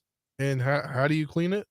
Well, we use one of those Norwex microfiber joints. Oh. It's a Oh, new wow. it's a new vanity. It's got like that Yeah. anti-fog stuff. It Oh. doesn't fog up. So. I was just Damn saying, money bags over I was here. just saying, you spritz some Windex on it and you roll your paper towel on it. And Yes. Well, Yes. that's One why way- you got paper towels under the sink. I'm just glad you guys have my back on Oh, this. yeah, no, Paul, the YouTube comment says he's cleaning his bathroom with paper towels right now as we speak, which I love. I'm just glad you guys have my back on this. I think I'm a pretty funny guy. I've never made my wife laugh harder in my life than when I tried to explain to her why there's a brand new roll of paper towels underneath our sink. Now, our guy MPM in the YouTube feed says, clean mirrors with newspaper. This is a string of words I've never seen before. Yeah. That's new to me. Also, from completely separately from the Top Emails Flight text line from the 785. For most glass, newspaper works fantastic. Fascinating. I did not know I've that. never heard this in my entire life. That is a new one on me. I'm going to ask my wife if she's cool if I try that. and see Yeah, if she's we're cool. gonna- Also, Mark, what do you use to clean your bathroom then? If you don't use paper towels? I never use paper towels to clean my bathroom, but if it works, okay. Yeah, Vance agrees on YouTube. I've never heard of this before. Yeah. I'll give newspaper a try. Yeah, newspaper next time. I we need will to clean volunteer to clean the glass next time we need to clean the mirrors. It'll be newspaper. They don't streak or leave residue. All right, can't MPM hitting us up. I cannot imagine how my wife will react to that. If how she reacted to paper towels was No, was it's any okay. People on indication. YouTube told me it's fine. Yeah. Or Exactly. YouTube viewers told us. It's all good. Wild stat that I saw on Twitter over the weekend. When you look back at the preseason Big 12 media coaches poll for football, the preseason favorite was Utah. They're 1-3 in conference play. Pick third, Oklahoma State. They are 0-4 in conference play. Pick fourth, Kansas, 1-3 in conference play. Pick fifth, Arizona, 1-3 in conference play. The only preseason top 5 team in the conference that has a winning record in the conference right now is Kansas State. So, goes to show you how impossible this league has been to predict and what a wild ride these first 4 weeks of Big 12 football has been. Now, are the best teams or the teams at the top of the Big 12 conference right now, are they actually good? The question kind of misses the point. We're having fun, aren't we? This is the league of chaos that we were Neil promised. Brown, is that you? This is the chaos we were promised, right? Like that was the Yeah. idea behind the Big 12 is, okay, maybe this league isn't going to send 3 teams to the playoff, but week in and week out, you're going to see good football. You're going to see chaos. You're going to expect the unexpected in the new Big 12. I'd say we've gotten the unexpected to this point. Agreed. BYU and Iowa State are still undefeated in conference play. BYU needs a touchdown with 11 seconds left to survive Oklahoma State. I still don't know how that BYU touchdown happened. Like, Oklahoma State, have some pride. Tackle. This week, Parker Fleming on Twitter at StatsAwar, he does the weekly, did we really get beaten that badly graph, and its success rate for each team in their head-to-head matchup. Who truly dominated their opponent, who got lucky. KU actually was even ranked higher than K-State in terms of better success rate than their beaten down opponent, which West Virginia is also better than Houston. BYU was the luckiest team in the country this week in terms of success rate. The biggest gap between them and the team they beat in the negatives, and they still found a way to win, which to me actually says more about Oklahoma State than it does about BYU, to be honest with you. Yes. It was another game. That team is sad. It was kind of similar in some ways to the Kansas State game, where early in the game, Ollie Gordon was excellent. And then the second half, he was on a milk carton. Yeah. And they're still not getting very good quarterback play. They had to go right back to Alan Bowman, which was very funny. Yikes. And that didn't go super great. And Nope. yet, still, they put together a good drive at the end, and they scored with 1:11 left, and they should have won the game. They should have won that football game. Yeah. And they did not. Iowa State also survives against UCF. Bananas game. UCF couldn't run the ball on Colorado. They ran it all over Iowa State. Mhm. And they got 2 pick sixes. Like, that's the UCF team I envisioned when I predicted them to be a dark horse contender in the league all the way back in July and August. And they trick it off because Iowa State puts together a drive. One texter from the 785 points out that Iowa State got a pass interference call at the end to help them win their game. Yeah, it was pretty bogus. Yeah. I would say that was kind of a bogus call. I would have said let them play. So this is where we disagree. This is where Brennan and I are going to fight. This is where the Dworzynski-Lucero showdown comes in. I don't think Rocco Becht is good. I will counter you by saying this. There are at the absolute least charitable I can be, I would only take 2 quarterbacks ahead of him in the Big 12.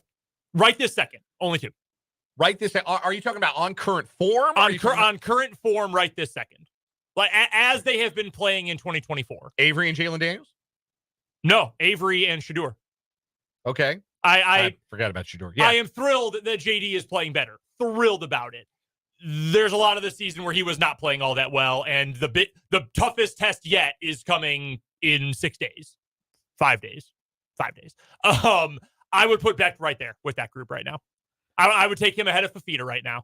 I would take him ahead of Daniels right I now. would definitely take him ahead of Fafita. Oh, that team. Yikes. Arizona's in hell. Yeah, like, they are. They're down to the JVs on defense. Like they were down a lot of guys, and they lost 2 more for the season. And as it turns out, your entire offense being 1 quarterback, 1 wide receiver playing do-his-ass football doesn't really work in the Big 12. No, you need a little more than that. It's been a bummer they haven't been able to get Krosky Merritt eligible at running back to complement Quali Conley, who's actually pretty good. Krosky Merritt was, I think, my preseason pick to win Offensive Newcomer of the Year. Ja'Cory Krosky Merritt, yeah. So here's what I like about Becht. He had a bad game. He said afterward, he's like, I did not play a good game. All the people who cover Iowa State all night long, wow, Becht is not looking like he is having a good game. He threw the 2 interceptions that both got returned for touchdowns, only 1 touchdown pass. Understand all of that. Iowa State needed to score a touchdown on the final drive of the game, and Rocco Becht manned the bleep up and took them right down the field when it mattered most, got it done. 97 yards rushing in that game. And look, do you normally want a quarterback to do it with his arm unless it's, a Lamar-like talent or for college an Avery-like talent on the ground? Yeah, obviously.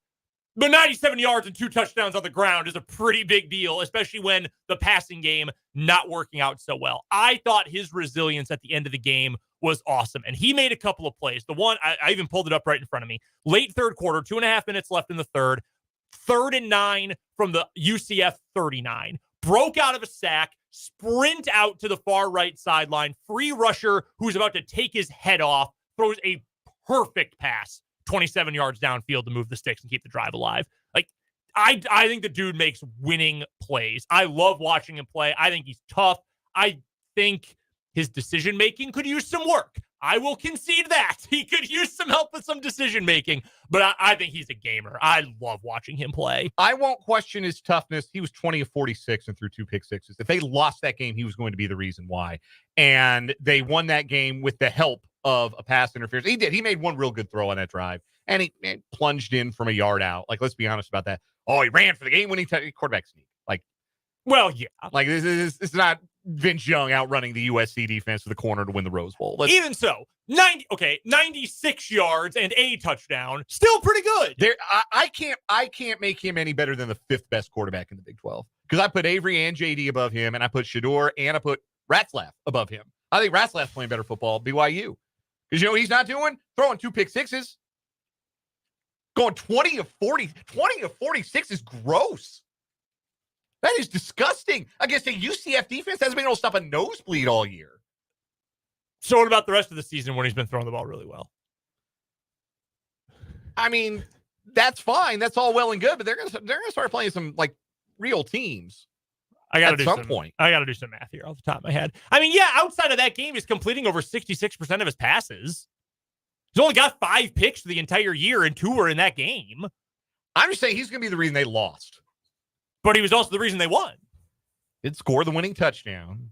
Give him that credit. I don't think he's a ceiling raiser for that team. I don't think he's the reason they win. Ooh, I think he's a ceiling raiser. Maybe it's just because I also watch Rocco Beck play in the NFL every Sunday, and his name there is Jordan Love.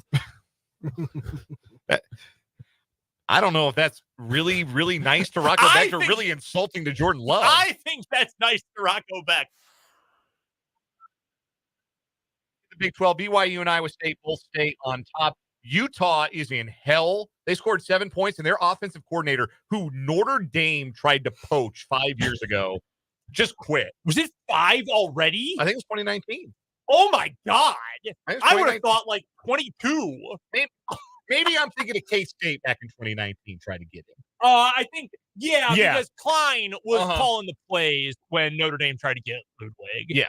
And then they wanted Klein first, then went to Ludwig, and then picked whoever it is now. Utah is in hell. Arizona is in hell. Yeah. I don't know what the hell Baylor, Texas Tech was. That was so fraudulent.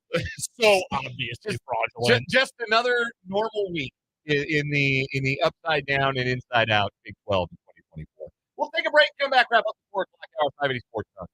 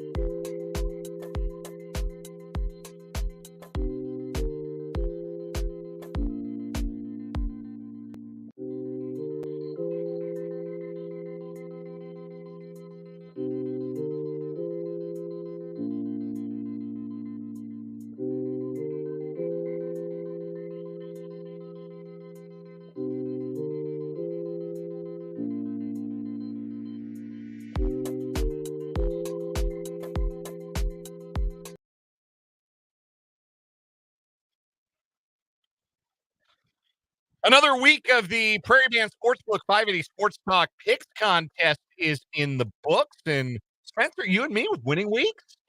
Yeah, I'm not happy. My lock of the week didn't hit. No, because the Panthers do not have a competent offense at all, and the Commanders' defense just shut it down. Why you don't bet overs when one of the teams can't score?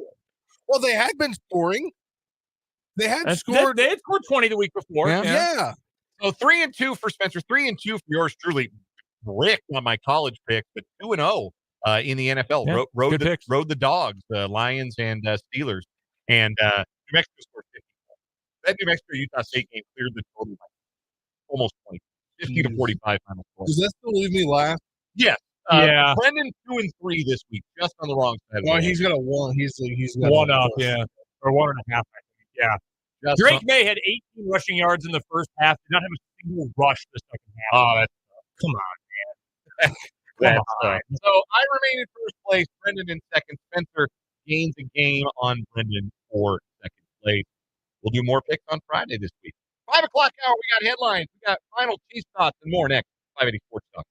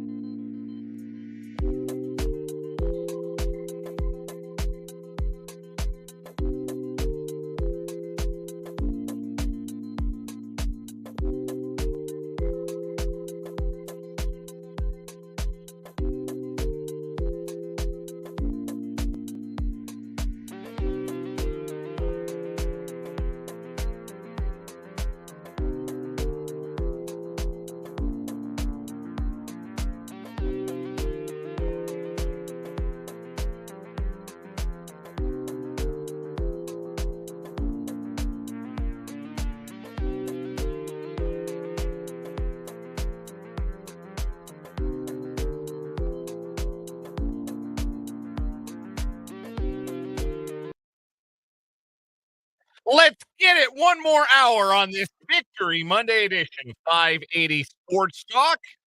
Dan, Brendan, and Spencer kicking it with you. Thanks for kicking it with us on 580 WIBW, FM 104.9, online at 580WIBW.com, and on our video stream. You can catch it on YouTube, 580 Sports Talk. You can catch us on Facebook at WIBW News.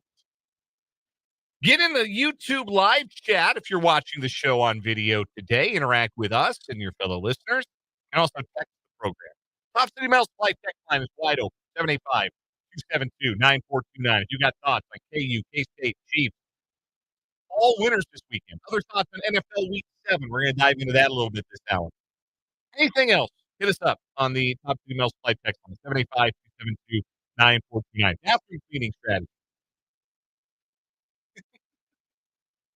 Hit us up. Hey, we all came away from today's show learning something new. That's very true. Newspaper cleans life. Doesn't leave street. Does not leave street. How about that? Never would have. No, I truly would not have. All I need to do is save the next copy of the newspaper. So, I don't get one sent to the house. no. They do. Well, is it just newspaper or is it like advertising paper? Because we get like the ads. You like Bombars or someone's Yeah, other. like is that in that category or is it just straight up newspaper paper? Good question.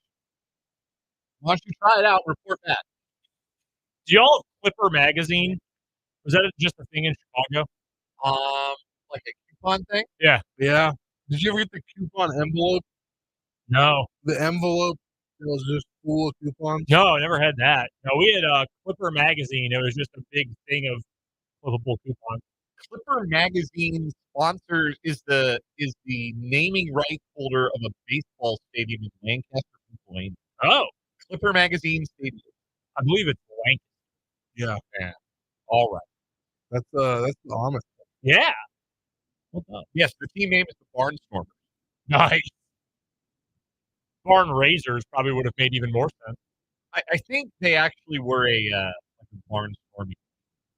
That's funny. Did you know what Lancaster is near? No. Hershey. Intercourse, Pennsylvania. Huh? Oh, It's a real place. sure is. No memory of Clipper Magazine. Stop that. We laughing all out. All right, should we get to the headline? Yeah, we were going to get into NFL Week 7. We got some final thoughts on the Chiefs and their win over the 49ers as well. But let's start this hour with our 580 Sports Talk headlines. We do it every time we begin the 5 o'clock hour of the program. And we'll start with some college football news and notes. We'll start in the polls, the top 25. Both the AP top 25 and the USLBM coaches poll have the same 25 teams in them. There is no difference of opinion as to who the top 25 teams in the country are. There are merely differences of opinion on where some of them should be ranked. So, both polls have Oregon number one. First time this year, Oregon's been at the top of the AP or the USLBM polls. Georgia, receiving 2 first-place votes in both polls, are up to number 2. Penn State and Ohio State, 3 and 4. Our first difference in opinion, the AP has Texas 5th and Miami 6th. The coaches poll has that in reverse. Miami at number 5 and Texas number 6. Tennessee and LSU are flip-flopped 7-8 in both polls. Then Clemson is 9th and Iowa State is 10th, according to both major polls. So the top 10s are all the same. BYU and Notre Dame are flipped. BYU is 11th in the AP, 12th in the coaches poll. Notre Dame right there with them. Indiana and Texas A&M and Alabama are 13 through 15 in both polls. K-State is 16th in both polls, up a spot in both polls from last week. 17 through 21 are the same teams. They're all just in a jumble. For the AP, it's Boise State 17, followed by Ole Miss, Pitt, Illinois, and Mizzou. For the coaches, it's Mizzou 17, followed by Ole Miss, Boise State, Pitt, and Illinois. And then both polls have 22 through 25, the exact same. SMU, Army, Navy, and for the first time this season, ranked Vanderbilt. Hell yeah. Diego Pavia is back. Like he never left. Somebody on Twitter called him Juan Elway. That's pretty funny. I enjoyed that. Anyhow, so those are your top 25 teams in college football, according to the AP and the USLBM coaches poll. Kansas not ranked, but they did win their first Big 12 game of the season, and Kobe Bryant made some KU history, tying a record for the most interceptions in a game with 3 picks. And for that effort, he was named the Big 12's Defensive Player of the Week this week. So congratulations to Kobe Bryant, up to 4 interceptions on the season. We are months, like less than a year. Season will start early next September. So we're about 11 months away, less than 11 months away now, from 2 different NFL players named Kobe Bryant playing at the same time. Because the Seahawks have a Kobe Bryant. Yes, the Seahawks have a Kobe Bryant who intercepted a pass yesterday. So 4 interceptions this weekend for football players named Kobe Bryant. None of whom are related to that Kobe Bryant. Or even spell it the same. No. And they both spell it with a C. Seahawks Kobe is C-O-B-Y, right? Yes, it is C-O-B-Y, the former Cincinnati Bearcat. Yeah. And then, obviously, C-O-B-E-E. Injury they notes. both played in what would have been their teams that they play for are in the Big 12. I don't think Cincinnati was Cincinnati in the Big 12. No, not this at the is time, year. no. This is year 2 for Bryant. Yeah. Year 2, maybe even year 3 for that Kobe Bryant. So no, he never played in the Big 12. Sunflower Showdown, obviously coming up this Saturday. A couple of injury notes for both sides. Hadley Panzer says he's good. Says he feels good. The one of the starting guards for K-State left Saturday's game with what looked to be a leg injury, maybe an ankle. But I would put him in the questionable file, but offensive linemen are tough dudes. And Chris Kleiman said whatever he can do to make sure he's ready to play, he'll do. So that's one to watch for K-State this week. Does not sound good for Daniel Highshaw's availability for Kansas. He left the Houston game early, dealing with a nagging injury, and has been termed highly questionable for Kansas on Saturday. Him and Poppy both. Yeah, disappointing, certainly. You don't get the show. I loved highly questionable, man. You know who else loved it? My dad. My dad always, we would talk on the phone. You know what I saw in highly questionable this week? Well, no, I didn't. I was working. Remember when he used to, like, they'd have rappers on the show and he'd do their lyrics with them? Yeah. When he'd do like Ray Shremmerd or Ice Cube or somebody like that. And they just go do lyrics back and forth. It's great. He used to pull out the toy banana phone and call Fred Hoiberg for some reason. Yeah. Always loved that bit. Oh, man, what a great show. Anyway, those are your college football headlines to start off our 5A Sports Talk headlines. Brendan, what do you got? Let's do a couple quick ones from college basketball here. Hunter Dickinson named a preseason All-American by the Associated Press today. Not really a surprise there. I want to make sure I get all of them listed. Funny, you get a guy who is really old in Hunter Dickinson who ends up making the list, and you get a guy who's really young as well, because Cooper Flagg is also a preseason All-American. Your others who made the 6-man preseason team, that includes RJ Davis from North Carolina. How is he still eligible? Mark Sears from Alabama, as well as Jonai Broom from Auburn, and Caleb Love from Arizona. When are you people going to learn? Stop putting Caleb Love on these lists. How many times do we have to teach you this lesson, old man? He's the same player he was the day he walked on the court at North Carolina. Stop it. Get some help. Stop. I hate watching Caleb Love play I basketball. hate it. It's sick. I absolutely hate it. He might go for 35. On 35 shots. Oh, it's awful. I hate watching Caleb More Love likely play. he'll go for 20 on 35 shots. It sucks. It's grim. Yeah. Stop with the Caleb Love thing. It is funny that both he and RJ Davis in 2024-25 are both preseason All-Americans. Of course, the famed backcourt that played for a national title against KU and lost for North Carolina. That is your preseason All-American team. Any qualms with any of those picks other than Caleb Love? No. No, I think it's fine. Jonai Broom, I feel like, has also been in college for 15 years at this point. Good player, though. Yeah, very good player. Also from Kansas State, scrimmage basketball. The Cats had a quote-unquote secret scrimmage against Oklahoma. How secret can it be if we know about it and know who won? Not Did you know very. about it before it happened? I did not. No. But I'll have to ask Fitz if he knew about it before it happened on Wednesday. I figure Fitz probably would. I think people around these programs more than we are probably know. But K-State played against Oklahoma and won. Cats 72-63 in their secret scrimmage. We do not have any of the actual box scores on hand, but I am told a Chor had 14 points. Brendan Housen had 11. Nice. And the team turned it over 12 times. Which, not if terrible. they played a 40-minute scrimmage and you only turn it over 12 times, I think Jerome Tang will live with that. Yeah, no. As much as turnovers have been a bugaboo for K-State the last couple of years, 12 is a livable number. No, 12 is generally 40 speaking, minutes is livable. Yeah, 12 is generally speaking the threshold number. That's number, doing post game with Coach Ballard over at Washburn, that's the number that comes up a lot. If you stay in single digits, that's great. If you can stay under a dozen, that's pretty good. And especially with the pace that K-State wants to play at this year, 72 points, probably on the low end of what they would expect, but it's a brand new team. But in terms of the turnovers, they want to play one of the faster paces, I imagine, in the Big 12. So you keep it at 12. That's a pretty good number, all things considered, I would say. Especially given that this is a scrimmage with a bunch of guys who've not played a whole lot of competitive basketball with each other. Yeah. So, you're trying to get guys on the same page a little bit. So, encouraging for sure. Spencer, what's your first headline? Go through this NFL injury news and notes here. Juju already ruled out for Sunday against the Raiders. Not great. Not great. We don't have an official diagnosis on Jalon Watson. Doesn't sound good. Doesn't About 20 sound good, minutes though. ago, he posted to Twitter a broken heart emoji, which that doesn't seem to bode well for him. Old friend MVS. He has agreed to terms Yes, just MVS. in the last 15 minutes. Yes, he has. Folks, I'm so delighted that we can break this news for all of you. Marquez Valdez-Scantling has found his new home. He is going to play for the New Orleans Saints. Wait, what? The New Orleans Saints? Yeah. The Saints, as in not the Chiefs?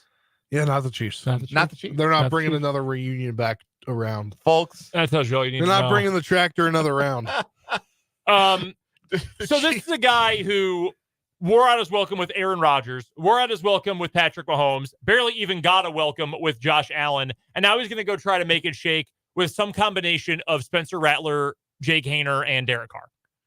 Good luck. Good luck. That's tough. That's tough. Anyway, continue, Spencer. Deshaun Watson tore his Achilles. We cut into this a little earlier. The fans cheered. Some fans did in Cleveland after that. Yeah, I don't really blame him, to be honest with you. Yeah. Cheering injury sucks, but Deshaun Watson's also a bad guy. You mentioned it earlier, though. Man. You mentioned it earlier, though, Dan. Where was this when they signed him? Yeah, those Cleveland fans loved Deshaun Watson, thought he was going to be their savior, and they don't like him because he's bad for their favorite team. It is very easy to take the moral high ground when you're not playing well. Yes. But for those of us who have been repelled by the fact that this person who has settled more than 24 very credible sexual assault and sexual misconduct allegations out of court should maybe not be playing football, not have the privilege of playing in the National Football League, we get to feel good about this, I think. And you know who feels, I bet, real good about this, even though he'd never admit it? Kevin Stefanski. He's free. Dobby is a free elf. Kevin Stefanski no longer has to try and justify continuing to play a quarterback who is Or has to self-evidently sit terrible. there and answer a question about it that he knows that he's wrong in the answer. Yes. See, I view this a little bit differently. Deshaun Watson's getting that $230 million no matter what. That is guaranteed fully, not guaranteed for injury. That is guaranteed fully. He's getting his money. So there's no financial justice in this world. And we're certainly seeing an example of that here. So knowing that he's going to get paid anyway, I wish he was the healthiest he's ever been. I wish they were forced to play him. That's another way to look at it. I wish they didn't have another quarterback on the roster. I wish they were forced to play him every single snap so he could go out there and suck eggs for a full 60 minutes week after week after week and continue to embarrass that franchise, which already is an embarrassment and has been for 50 years. They moved Jameis Winston yesterday To third string. to third string, demoted him essentially to emergency quarterback because they didn't want to have to deal with somebody. And the they here, I don't think is Kevin Stefanski. I really do think this was on high because people have been grumbling, play Jameis Winston. Play Jameis Winston. Well, they went into yesterday with Winston not even active, the emergency third quarterback. Then he did get to play because both Watson and Dorian Thompson-Robinson got hurt. Yeah, DTR is terrible. Which is the irony of that. But like the way they handled it was all the way down to protect Deshaun Watson and continue to prop him up and pretend he was a viable starter in the NFL. Protect the brand, essentially. I said this the other day. We were talking to Matt Verderame last week about this. I think Kevin Stefanski has gotten way too much of a pass in this whole thing because he was just as willing as anyone to say, I want to get rid of Baker Mayfield. How'd that work out for you? I don't think he is as controlled by the puppet strings as some people do. However, I agree with you about this because only one coach in the NFL cares about what fans are chanting, and that's not Kevin Stefanski. That's Nick Sirianni. Kevin Stefanski doesn't care that the fans at the Mistake on the Lake are chanting, Jameis, Jameis. But you know who does? Criminal Jimmy Haslam, who, by the way, is legitimately a criminal. Yes, there's no, I don't need to throw allegedly on there. He is actually a criminal. He's the person who cares about that. So, yes, I agree with you. I think that came from the higher-ups, making sure Jameis was not eligible unless there were double injuries. Yeah. It's just a gross situation. Getting through the rest of the injuries quickly, we watched Brandon Ayuk yesterday on the field. Tore his ACL and MCL. That's what's come back here in the last last hour, excuse me.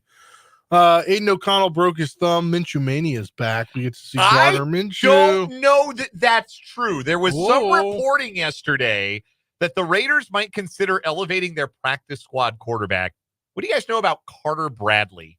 Never heard of the guy. Carter Bradley had a sick behind-the-back goal for Johns Hopkins lacrosse in the 2021 Final Four. Carter Bradley, second-team All-Sun Belt in 2022 at South Alabama. Was not quite as good in his final year of eligibility last season. He is Gus Bradley's son. Okay. That's why he's on a. That's why he's on a practice squad right there. All right, dude. We'll get to this in our NFL segment later, so I won't spend too much time on it. Antonio Pierce is dumb. He did an 88. He did a more. He's dumb. Very, very dumb person and coach. Maybe more coach than person, but certainly coach. I'm just telling you that the reporting from Vic Tafur of The Athletic was Sunday's loss to the Rams means the Raiders might turn to undrafted rookie Carter Bradley sooner rather than later. You get what you deserve when Pushing you do that. the desperation button is what that's being called. You might think you have a good idea of what Bradley can be, but the Raiders think he has a live arm, and Minshew and O'Connell don't. Yeah, good luck. Best of luck with that. Oh, yeah. Let's say they play Carter Bradley. Easy introduction to the league next week, right? Like, they're not playing any good defense, are they? Uh-oh. Oh, wait a minute. Anything else NFL injury-wise, Spencer? Yeah, Seahawks wide receiver DK Metcalf suffered a grade 1 sprained MCL and is now considered week to week. This just came out here in the last little bit of time. And my quarterback, Jaden Daniels, is now week to week with a rib injury. I'm hoping he can play in the 1 versus 2 matchup, but I think they're going to be smart about it. And that is why they kept running they kept the offense open yesterday. Marcus Mariota looked like vintage Marcus Mariota. 18 he did. 23, he played well. 205 yards, 2 touchdowns. He also ran the ball 11 times for 34 yards. So I think the offense is in good hands if they have to go to that. And I'm going to refute your Cliff Kingsbury hate because the offense was still rolling. No, they're playing yesterday. really well. The offense is looking really good. He has gotten things adjusted since week 1. Here's my. I think he's a top end coordinator, and that's it. I disagree with you on that, but he's doing well. I will give him I will say I think that's was wrong. Ceiling. He was okay. Fine, fair enough. Here's the conspiracy: Jaden Daniels isn't hurt. Not only is he going to be okay, I do not think he's hurt. I think they saw that Andy Dalton handed off a pick 6 yesterday and decided this is not worth our time. And because they would get the absolute ever-living you-know-what kicked out of them by Roger Goodell if they essentially came out and said, yeah, Jaden Daniels actually didn't hurt. We just knew we didn't need him to win. They would get embarrassed by the league office, so they have to pretend that he's hurt. I don't think he's injured. I think he is completely I fine. hope not. I don't know. I don't think he would do that good of a sell job to where he threw his helmet in and broke his helmet. Well, I'm Well- sure he was in pain. Yeah. Like your rib cartilage or a rib, like that hurts. But I don't think there's any question that he plays on Sunday. no, I but guess I that's don't what I'm think saying. I don't think there's you any question. needed him to, like, the game was already in hand. So Well, there was no, no exactly. point in That's my bringing point. him back. Like, it was the Panthers. Like, they knew they had a great chance in that game anyway. Yeah, it's not like their backup was Carter Bradley. They have a guy It's that was true. once a starter as their backup. Yeah, I do love Marcus Mariota. Always will. One last headline. I guess it's the playoff roundup. Why don't we set the table and do one final headline and do a playoff roundup here? Loading. Buffering.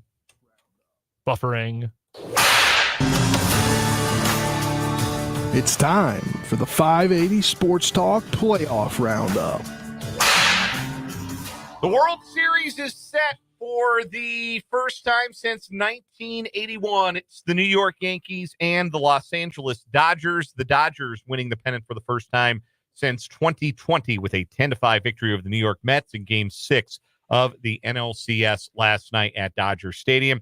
They beat the Mets to sleep with their bats, and it wasn't just their stars. Tommy Edman, of all people, named the NLCS MVP, drove in 11 runs in the 6-game NLCS. So it is the most common World Series matchup in baseball history, the Yankees and the Dodgers. Of course, most of that history goes back to when the Dodgers were in Brooklyn and the games weren't on television, and television wasn't really a thing, but it is still, historically speaking, the most common World Series matchup. We have not seen it since 1981. The Dodgers won it that year. Yankees, of course, went the entire decade of the 80s without winning a World Series. They also went the entirety of the 2010s without winning a World Series. They have not won a title since 2009. The Dodgers haven't won one in a non-COVID shortened season since 1988. Game 1 of the World Series is Friday in Los Angeles. And I know there are a lot of people, and MPM, friend of the program, was in the YouTube live chat earlier today grousing about this World Series matchup. And I get it. These are two teams with a lot of money in an uncapped sport. And if you root for a baseball team that does not spend the kind of money that the Dodgers and the Yankees spend, and frankly have available to spend, it can be frustrating to see these two teams at the top of the sport getting ready to play in the World Series. Let me make an argument for why this is good, actually, that these two teams are in the World Series. I'm going to give you 3 reasons. Number 1, you remember the World Series last year? Not a thing about it. Nothing. Yeah. Diamondbacks, Rangers. Rangers Yeah. fans will remember it forever, and they should. Their first title in franchise history. The World Series sucked. It was 5 games. It was completely unmemorable. I think Game 1 was the only memorable one. That was Adolis Garcia hit a walk-off home run. That's it. That's all I got for you on the 2024 or 2023 World Series between two teams that were wildcard teams. Boring, snoozer, not interesting. Yeah. These are the 2 best teams in baseball playing in the World Series. If we were going to complain, and Lord knows I complained a lot last year about the Diamondbacks and the Rangers making the runs that they did, less so the Rangers. Like, I thought they were legitimately good. They just had some injuries that they had to fight through. The Diamondbacks, as a team going to the World Series, that was gross. That offended my sensibilities. When the best teams, and so I'm glad to see the best teams in the World Series. Number 2, these teams have been very good in recent years, but decided, hey, what if we were better? They didn't stand pat. They didn't keep their pocketbooks closed. The Dodgers went and got the best player on the planet Earth, Shohei Ohtani. And the Yankees did what any team in baseball could have done. They picked up the phone and they called the Padres, said, hey, we hear you don't want Juan Soto anymore. That's dumb, but will you trade him to us? Can we have him? And the Padres were like, okay. Padres might have been playing in this World Series. They'd have kept Juan Soto in a contract here. Instead, they shipped him to the Yankees. Any team in baseball could have had Juan Soto, a generationally talented hitter who hit the go-ahead home run in the 10th inning in Game 5 of the ALCS for the Yankees. Any team in baseball could have had him. Any team. That's not a money thing. That's how bad do you want it?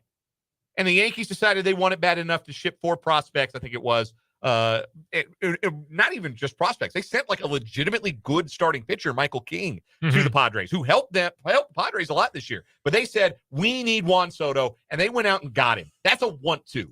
The Yankees had the want to go get Juan Soto. They didn't have anything to do with money. Now, when they write him a blank check this offseason, that'll have a little bit to do with money. The third thing is this. Look, Rangers Diamondbacks last year. How many future Hall of Famers do you suppose appeared in that series? Max Scherzer? I think Corey Seager's going to have an argument. I love Corey Seager. I would love to see that one day. I don't know that it'll happen. You know, he's got 2 World Series MVPs, which is remarkable. He's also had a very injury-plagued career in the regular season, and he's only at 36.8 career wins above replacement. Like, I don't know. Like, he's going to have to do more. He is certainly not a slam dunk Hall of Famer. Yeah, he's also only 30. Yeah, that's true, but he's dealt with injuries each of the last 2 years, and a lot of them have been back injuries. So, great player, and wouldn't be like he's putting together a resume that wouldn't feel out of place, but he's going to have to do more in the back end of his career to be a slam dunk Hall of Famer. There are 7 slam dunk Hall of Famers in this World Series. 7 guys who are absolutely without a shadow of a doubt going to Cooperstown. Juan Soto, Aaron Judge, Giancarlo Stanton, and Garrett Cole for the Yankees, Shohei Ohtani, Mookie Betts, and Freddie Freeman for the Dodgers. And that's if Freeman gets to play. He may not. That ankle, he's in bad physical shape. But he's going to try and play in this series. And that doesn't even include Clayton Kershaw, who's not going to pitch for the Dodgers. Otherwise, it'd be 8.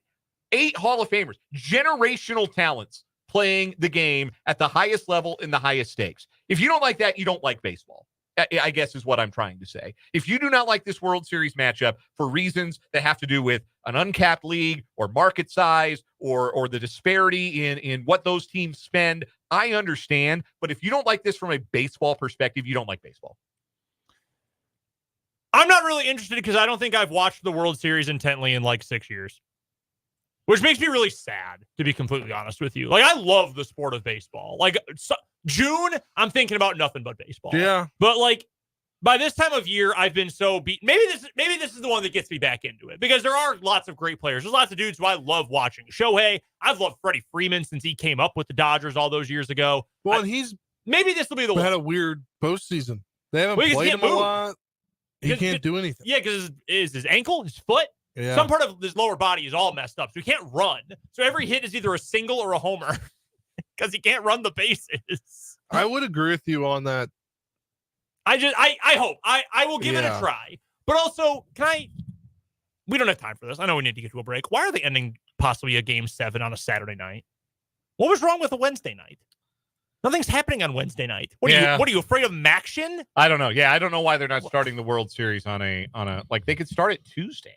They go Tuesday, Wednesday, off day, Thursday, Friday, Saturday, off day because you're scared of big bad football on Sunday, and then play Monday, Tuesday, and have the champion potential Game 7 on Tuesday. I don't understand. Oh, yeah. Like, do I like either of these teams? No. Do they have enough great players and 2 great stadiums and great atmospheres for baseball that will make this a compelling watch if you are able to watch it? Absolutely. And one last point regarding an uncapped league. I tend to agree with Joe Sheehan, the longtime baseball writer on this. If your team's owner can afford to buy the team, he can afford to buy good players. Yeah, I think the money thing doesn't really bother me because it is like, oh no, I'm so mad about it. And what does that get me? Yeah. Like, it is what it is. And, oh, well, it's because you're a fan of a big market team. Dog, I watched my team's big spend a couple years ago be Frank Schwindel. Okay, like this isn't the Yankees we're talking about. It is what it is. Like I'm not changing anything. The Ricketts could have paid Shohei Ohtani if they'd wanted to. They could have. They allegedly wanted to, and he didn't really believe that they would pay him, and I don't really blame him. We do have to take a break, get out of headlines. We'll come back, talk a little NFL Week 7 after this on 580 Sports Talk.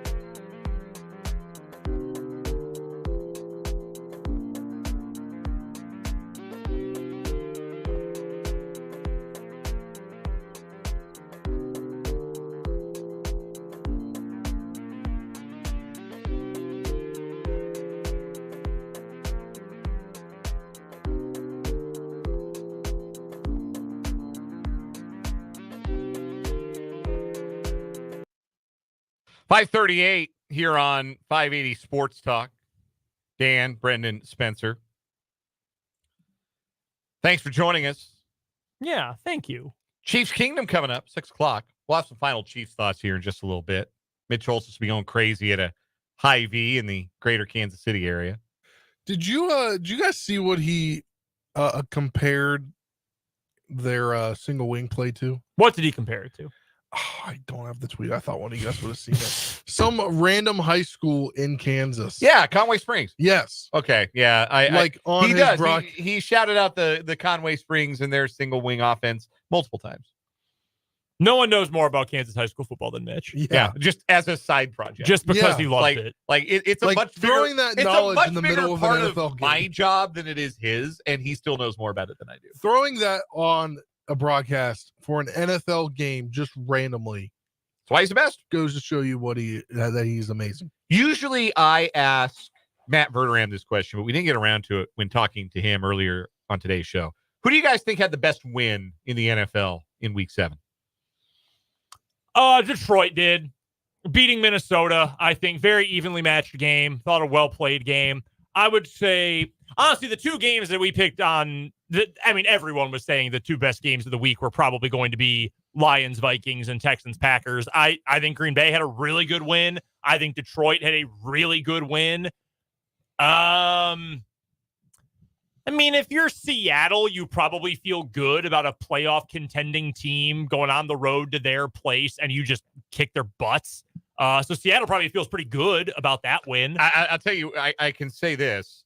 Seattle got their starting defensive line back and immediately looked like a Mike McDonald defense again. Yeah. Like that. Yeah, Murphy's a stud. Yeah, Byron Murphy and Boye Mafe and Derek Hall. Yeah, big difference makers. When you get those three guys back with Leonard Williams, that's like they're still not all the way there defensively. They're missing the linebacker level of linebacker play you really have to really be the fully realized version of the Mike McDonald defense that you saw in Baltimore for the better part of last year. But, they got some tail kickers on that defensive line, that's for sure, because they were starting some scrubs at defensive back yesterday, and they still picked Kirk Cousins twice. Those would probably be my three. If you wanted to say Chiefs 2, I'd listen to it, but I probably should have picked a bigger spread when we made our game picks on Friday's show. Seattle got a win that got everybody back and looked really good, everybody back up front, and looked good against a playoff team on the road, traveling 3 time zones. Detroit handed Minnesota its first loss, overcame a defensive score by the Vikings. Goff is right now my favorite to win MVP. I have him jumping Stroud and Lamar. Like, Jared Goff is playing out of his mind. He's not missing. Everything is complete. It's crazy. The only guys who have had a completion percentage on this many attempts in the last 30 years, both won MVP. Kurt Warner, Greatest Show on Turf, 99. Aaron Rodgers, 2011. Wow. Which I still think might be the best quarterback season ever. It's right there with 18 Mahomes. That's a 15-1 year, right? Yes, correct. And then Green Bay, they only win because their defense forces turnovers. They forced no turnovers and held C.J. Stroud to 86 passing yards. Part of that is on Stroud. Part of that is on his god-awful offensive line. Yeah, I think we've reached a crisis point with that offensive line in Houston. The Packers just every obvious passing down, they just moved Rashawn Gary. They just pointed to, hey, go get him. And he would hop in front of whoever he wanted to match up with and would just run past them. It was incredible. It was smart coaching, but also Houston, have some dignity. My Lord. I should also nod to the Eagles because that was our loser leaves town game of the week on Friday's show. Not for the Giants. They lost the loser leaves town match the week before against Cincinnati. But for the Eagles, they had to win. Oh, yeah. And Saquon Barkley just dominated in a revenge game. Over 10 yards a carry. I'm pretty sure good. he has more touchdowns at the Meadowlands Did the Giants do? Daniel Jones does. That's terrible. In a year or something. That's terrible. Yeah, Saquon's awesome. He played out of his mind. So the Eagles needed to win a game where they actually looked good because they won the week prior against Cleveland and looked terrible. So for them to actually look good doing it, I think was important for them. It's over for the Giants. This iteration of the Giants, it's done. I don't know if Dable survives this. Certainly Daniel Jones does not survive as a starting NFL quarterback. I think Daniel Jones is what they mean when they talk about quarterbacks having a backup skill set. You can put some things around Daniel Jones and call some plays that he's comfortable with, and you can like survive a stretch of 3 weeks where you don't have your guy. One of the most dangerous things you can have in the NFL is a scrambling backup, because no defense is prepared for that. Yeah. Zero defenses in the NFL are prepared for the scrambling backup. No, but it's a backup skill set. Like, Yes, agreed. I've been saying it about Bo Nix. It's a backup skill set, and it doesn't mean you can't. Like, there have been teams that have gone to the playoffs with a backup quarterback. Like, you can make it shake if you've got the right structure around that. But it's a backup skill set, and I think they have to know that now in New York. And I think that they put Drew Lock in that game. They may as well see what Drew Lock's got. I don't think they'll be very pleased. They know they should know by now, but they may as well. But they did say Daniel Jones is starting next week. And you know what that is, Spencer? Put my audio up, Spencer. Oh no! Disaster! What a bad idea! It is. But here's the thing: if you're Dable, what does it matter? Like if you think Dable's out anyway, like if Brian Dable is probably going to lose his job if they miss the playoffs, and I think someone will hire him next year. Mm-hmm. I actually do think that as a head coach, depending on the team, I would. You know who this would be risky. This would be very risky. You know who should consider it? Jacksonville. I would consider it. Big body, big arm quarterback who needs to get his head on straight. Sound like young Josh Allen? Trevor Lawrence needs that. Yeah. Especially because his current head coach hates him. Yeah, that's not play. They did a texter from the 785 of the Top Emails Play text line points out that Jacksonville did save Doug Peterson's job for another week. That's about it. Yeah. I heard this on a podcast today. Maybe that wasn't the best thing for Doug Peterson. Would you like to hear the upcoming 5 weeks for the Jaguars? Sure. Gauntlet.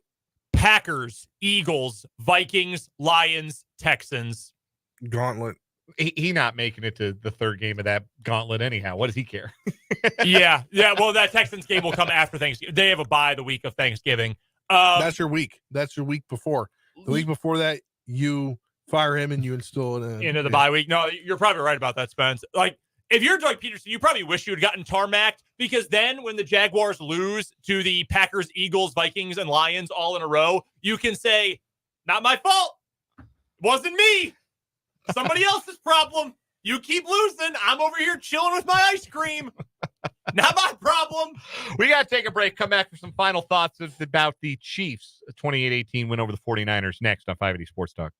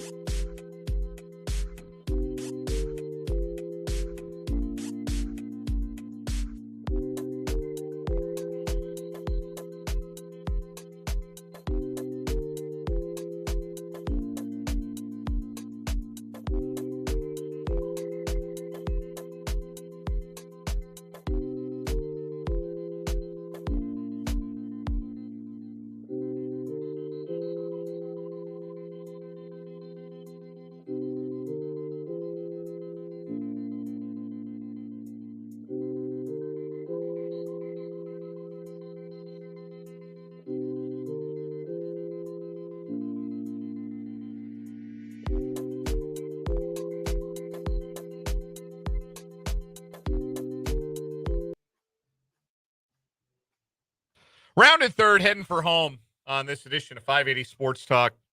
Chiefs 28, 49ers 18 on Sunday. Some stray thoughts from the end of that one.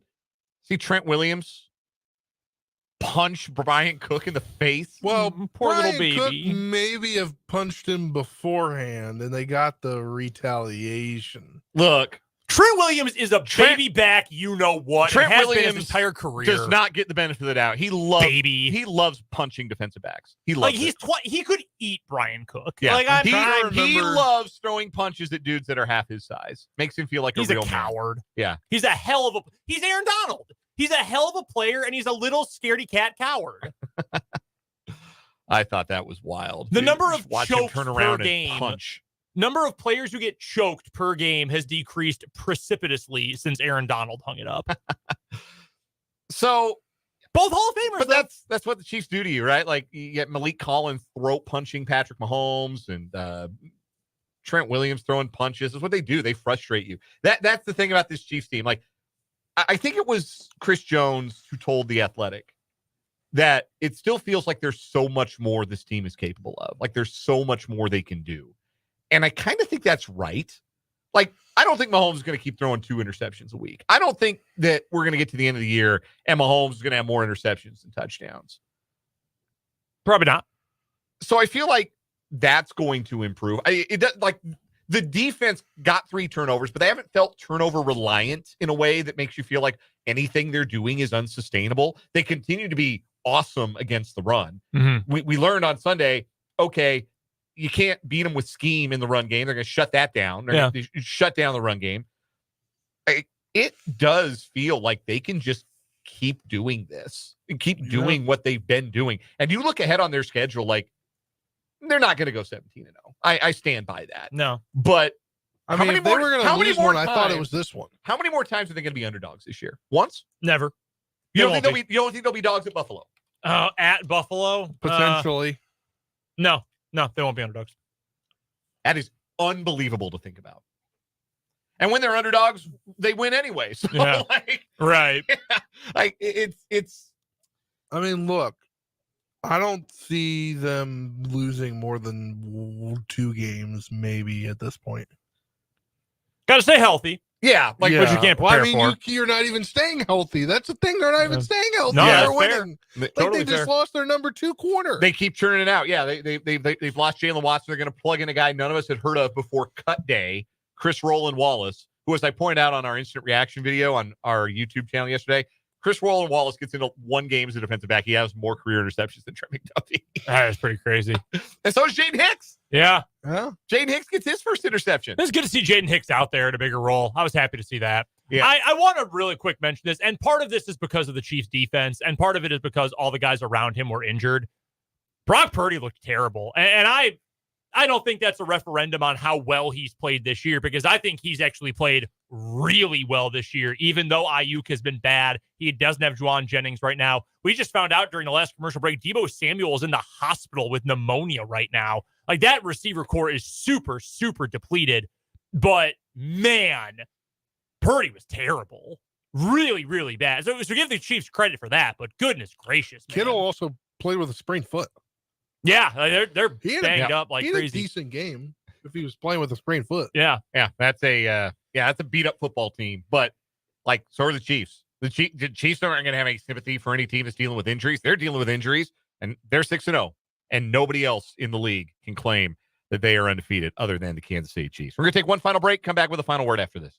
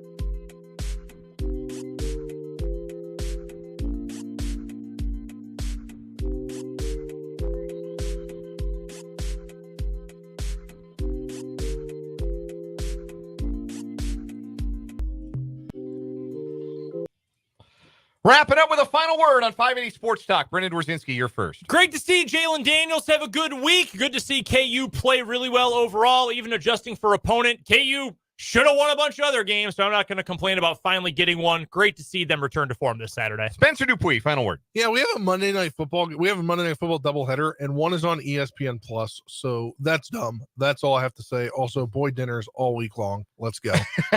He's fired up for boy dinner. Husband meal. Us married guys call it husband meal when the wife is working or out of town and we get to choose what we eat for dinner. We call it husband meal. Final word for me. Look, I've complained about it not being super exciting, super sexy offensive football to watch, but the Kansas City Chiefs are very comfortable in their own skin right now as a football team, and they keep bludgeoning teams like this. I loved the texter earlier in the show that compared it to playing Marty ball with a great quarterback. Always kind of wondered what that would look like. What if you could play Marty ball, but you had the best quarterback in the world and not Steve Bono? Well, maybe we're finding out with these Kansas City Chiefs. Chiefs Kingdom show's next. We're back from 3 to 6 tomorrow, live from the Burger Stand, their last hurrah in Topeka. Join us. For Brendan, for Spencer, I'm Dan. See ya.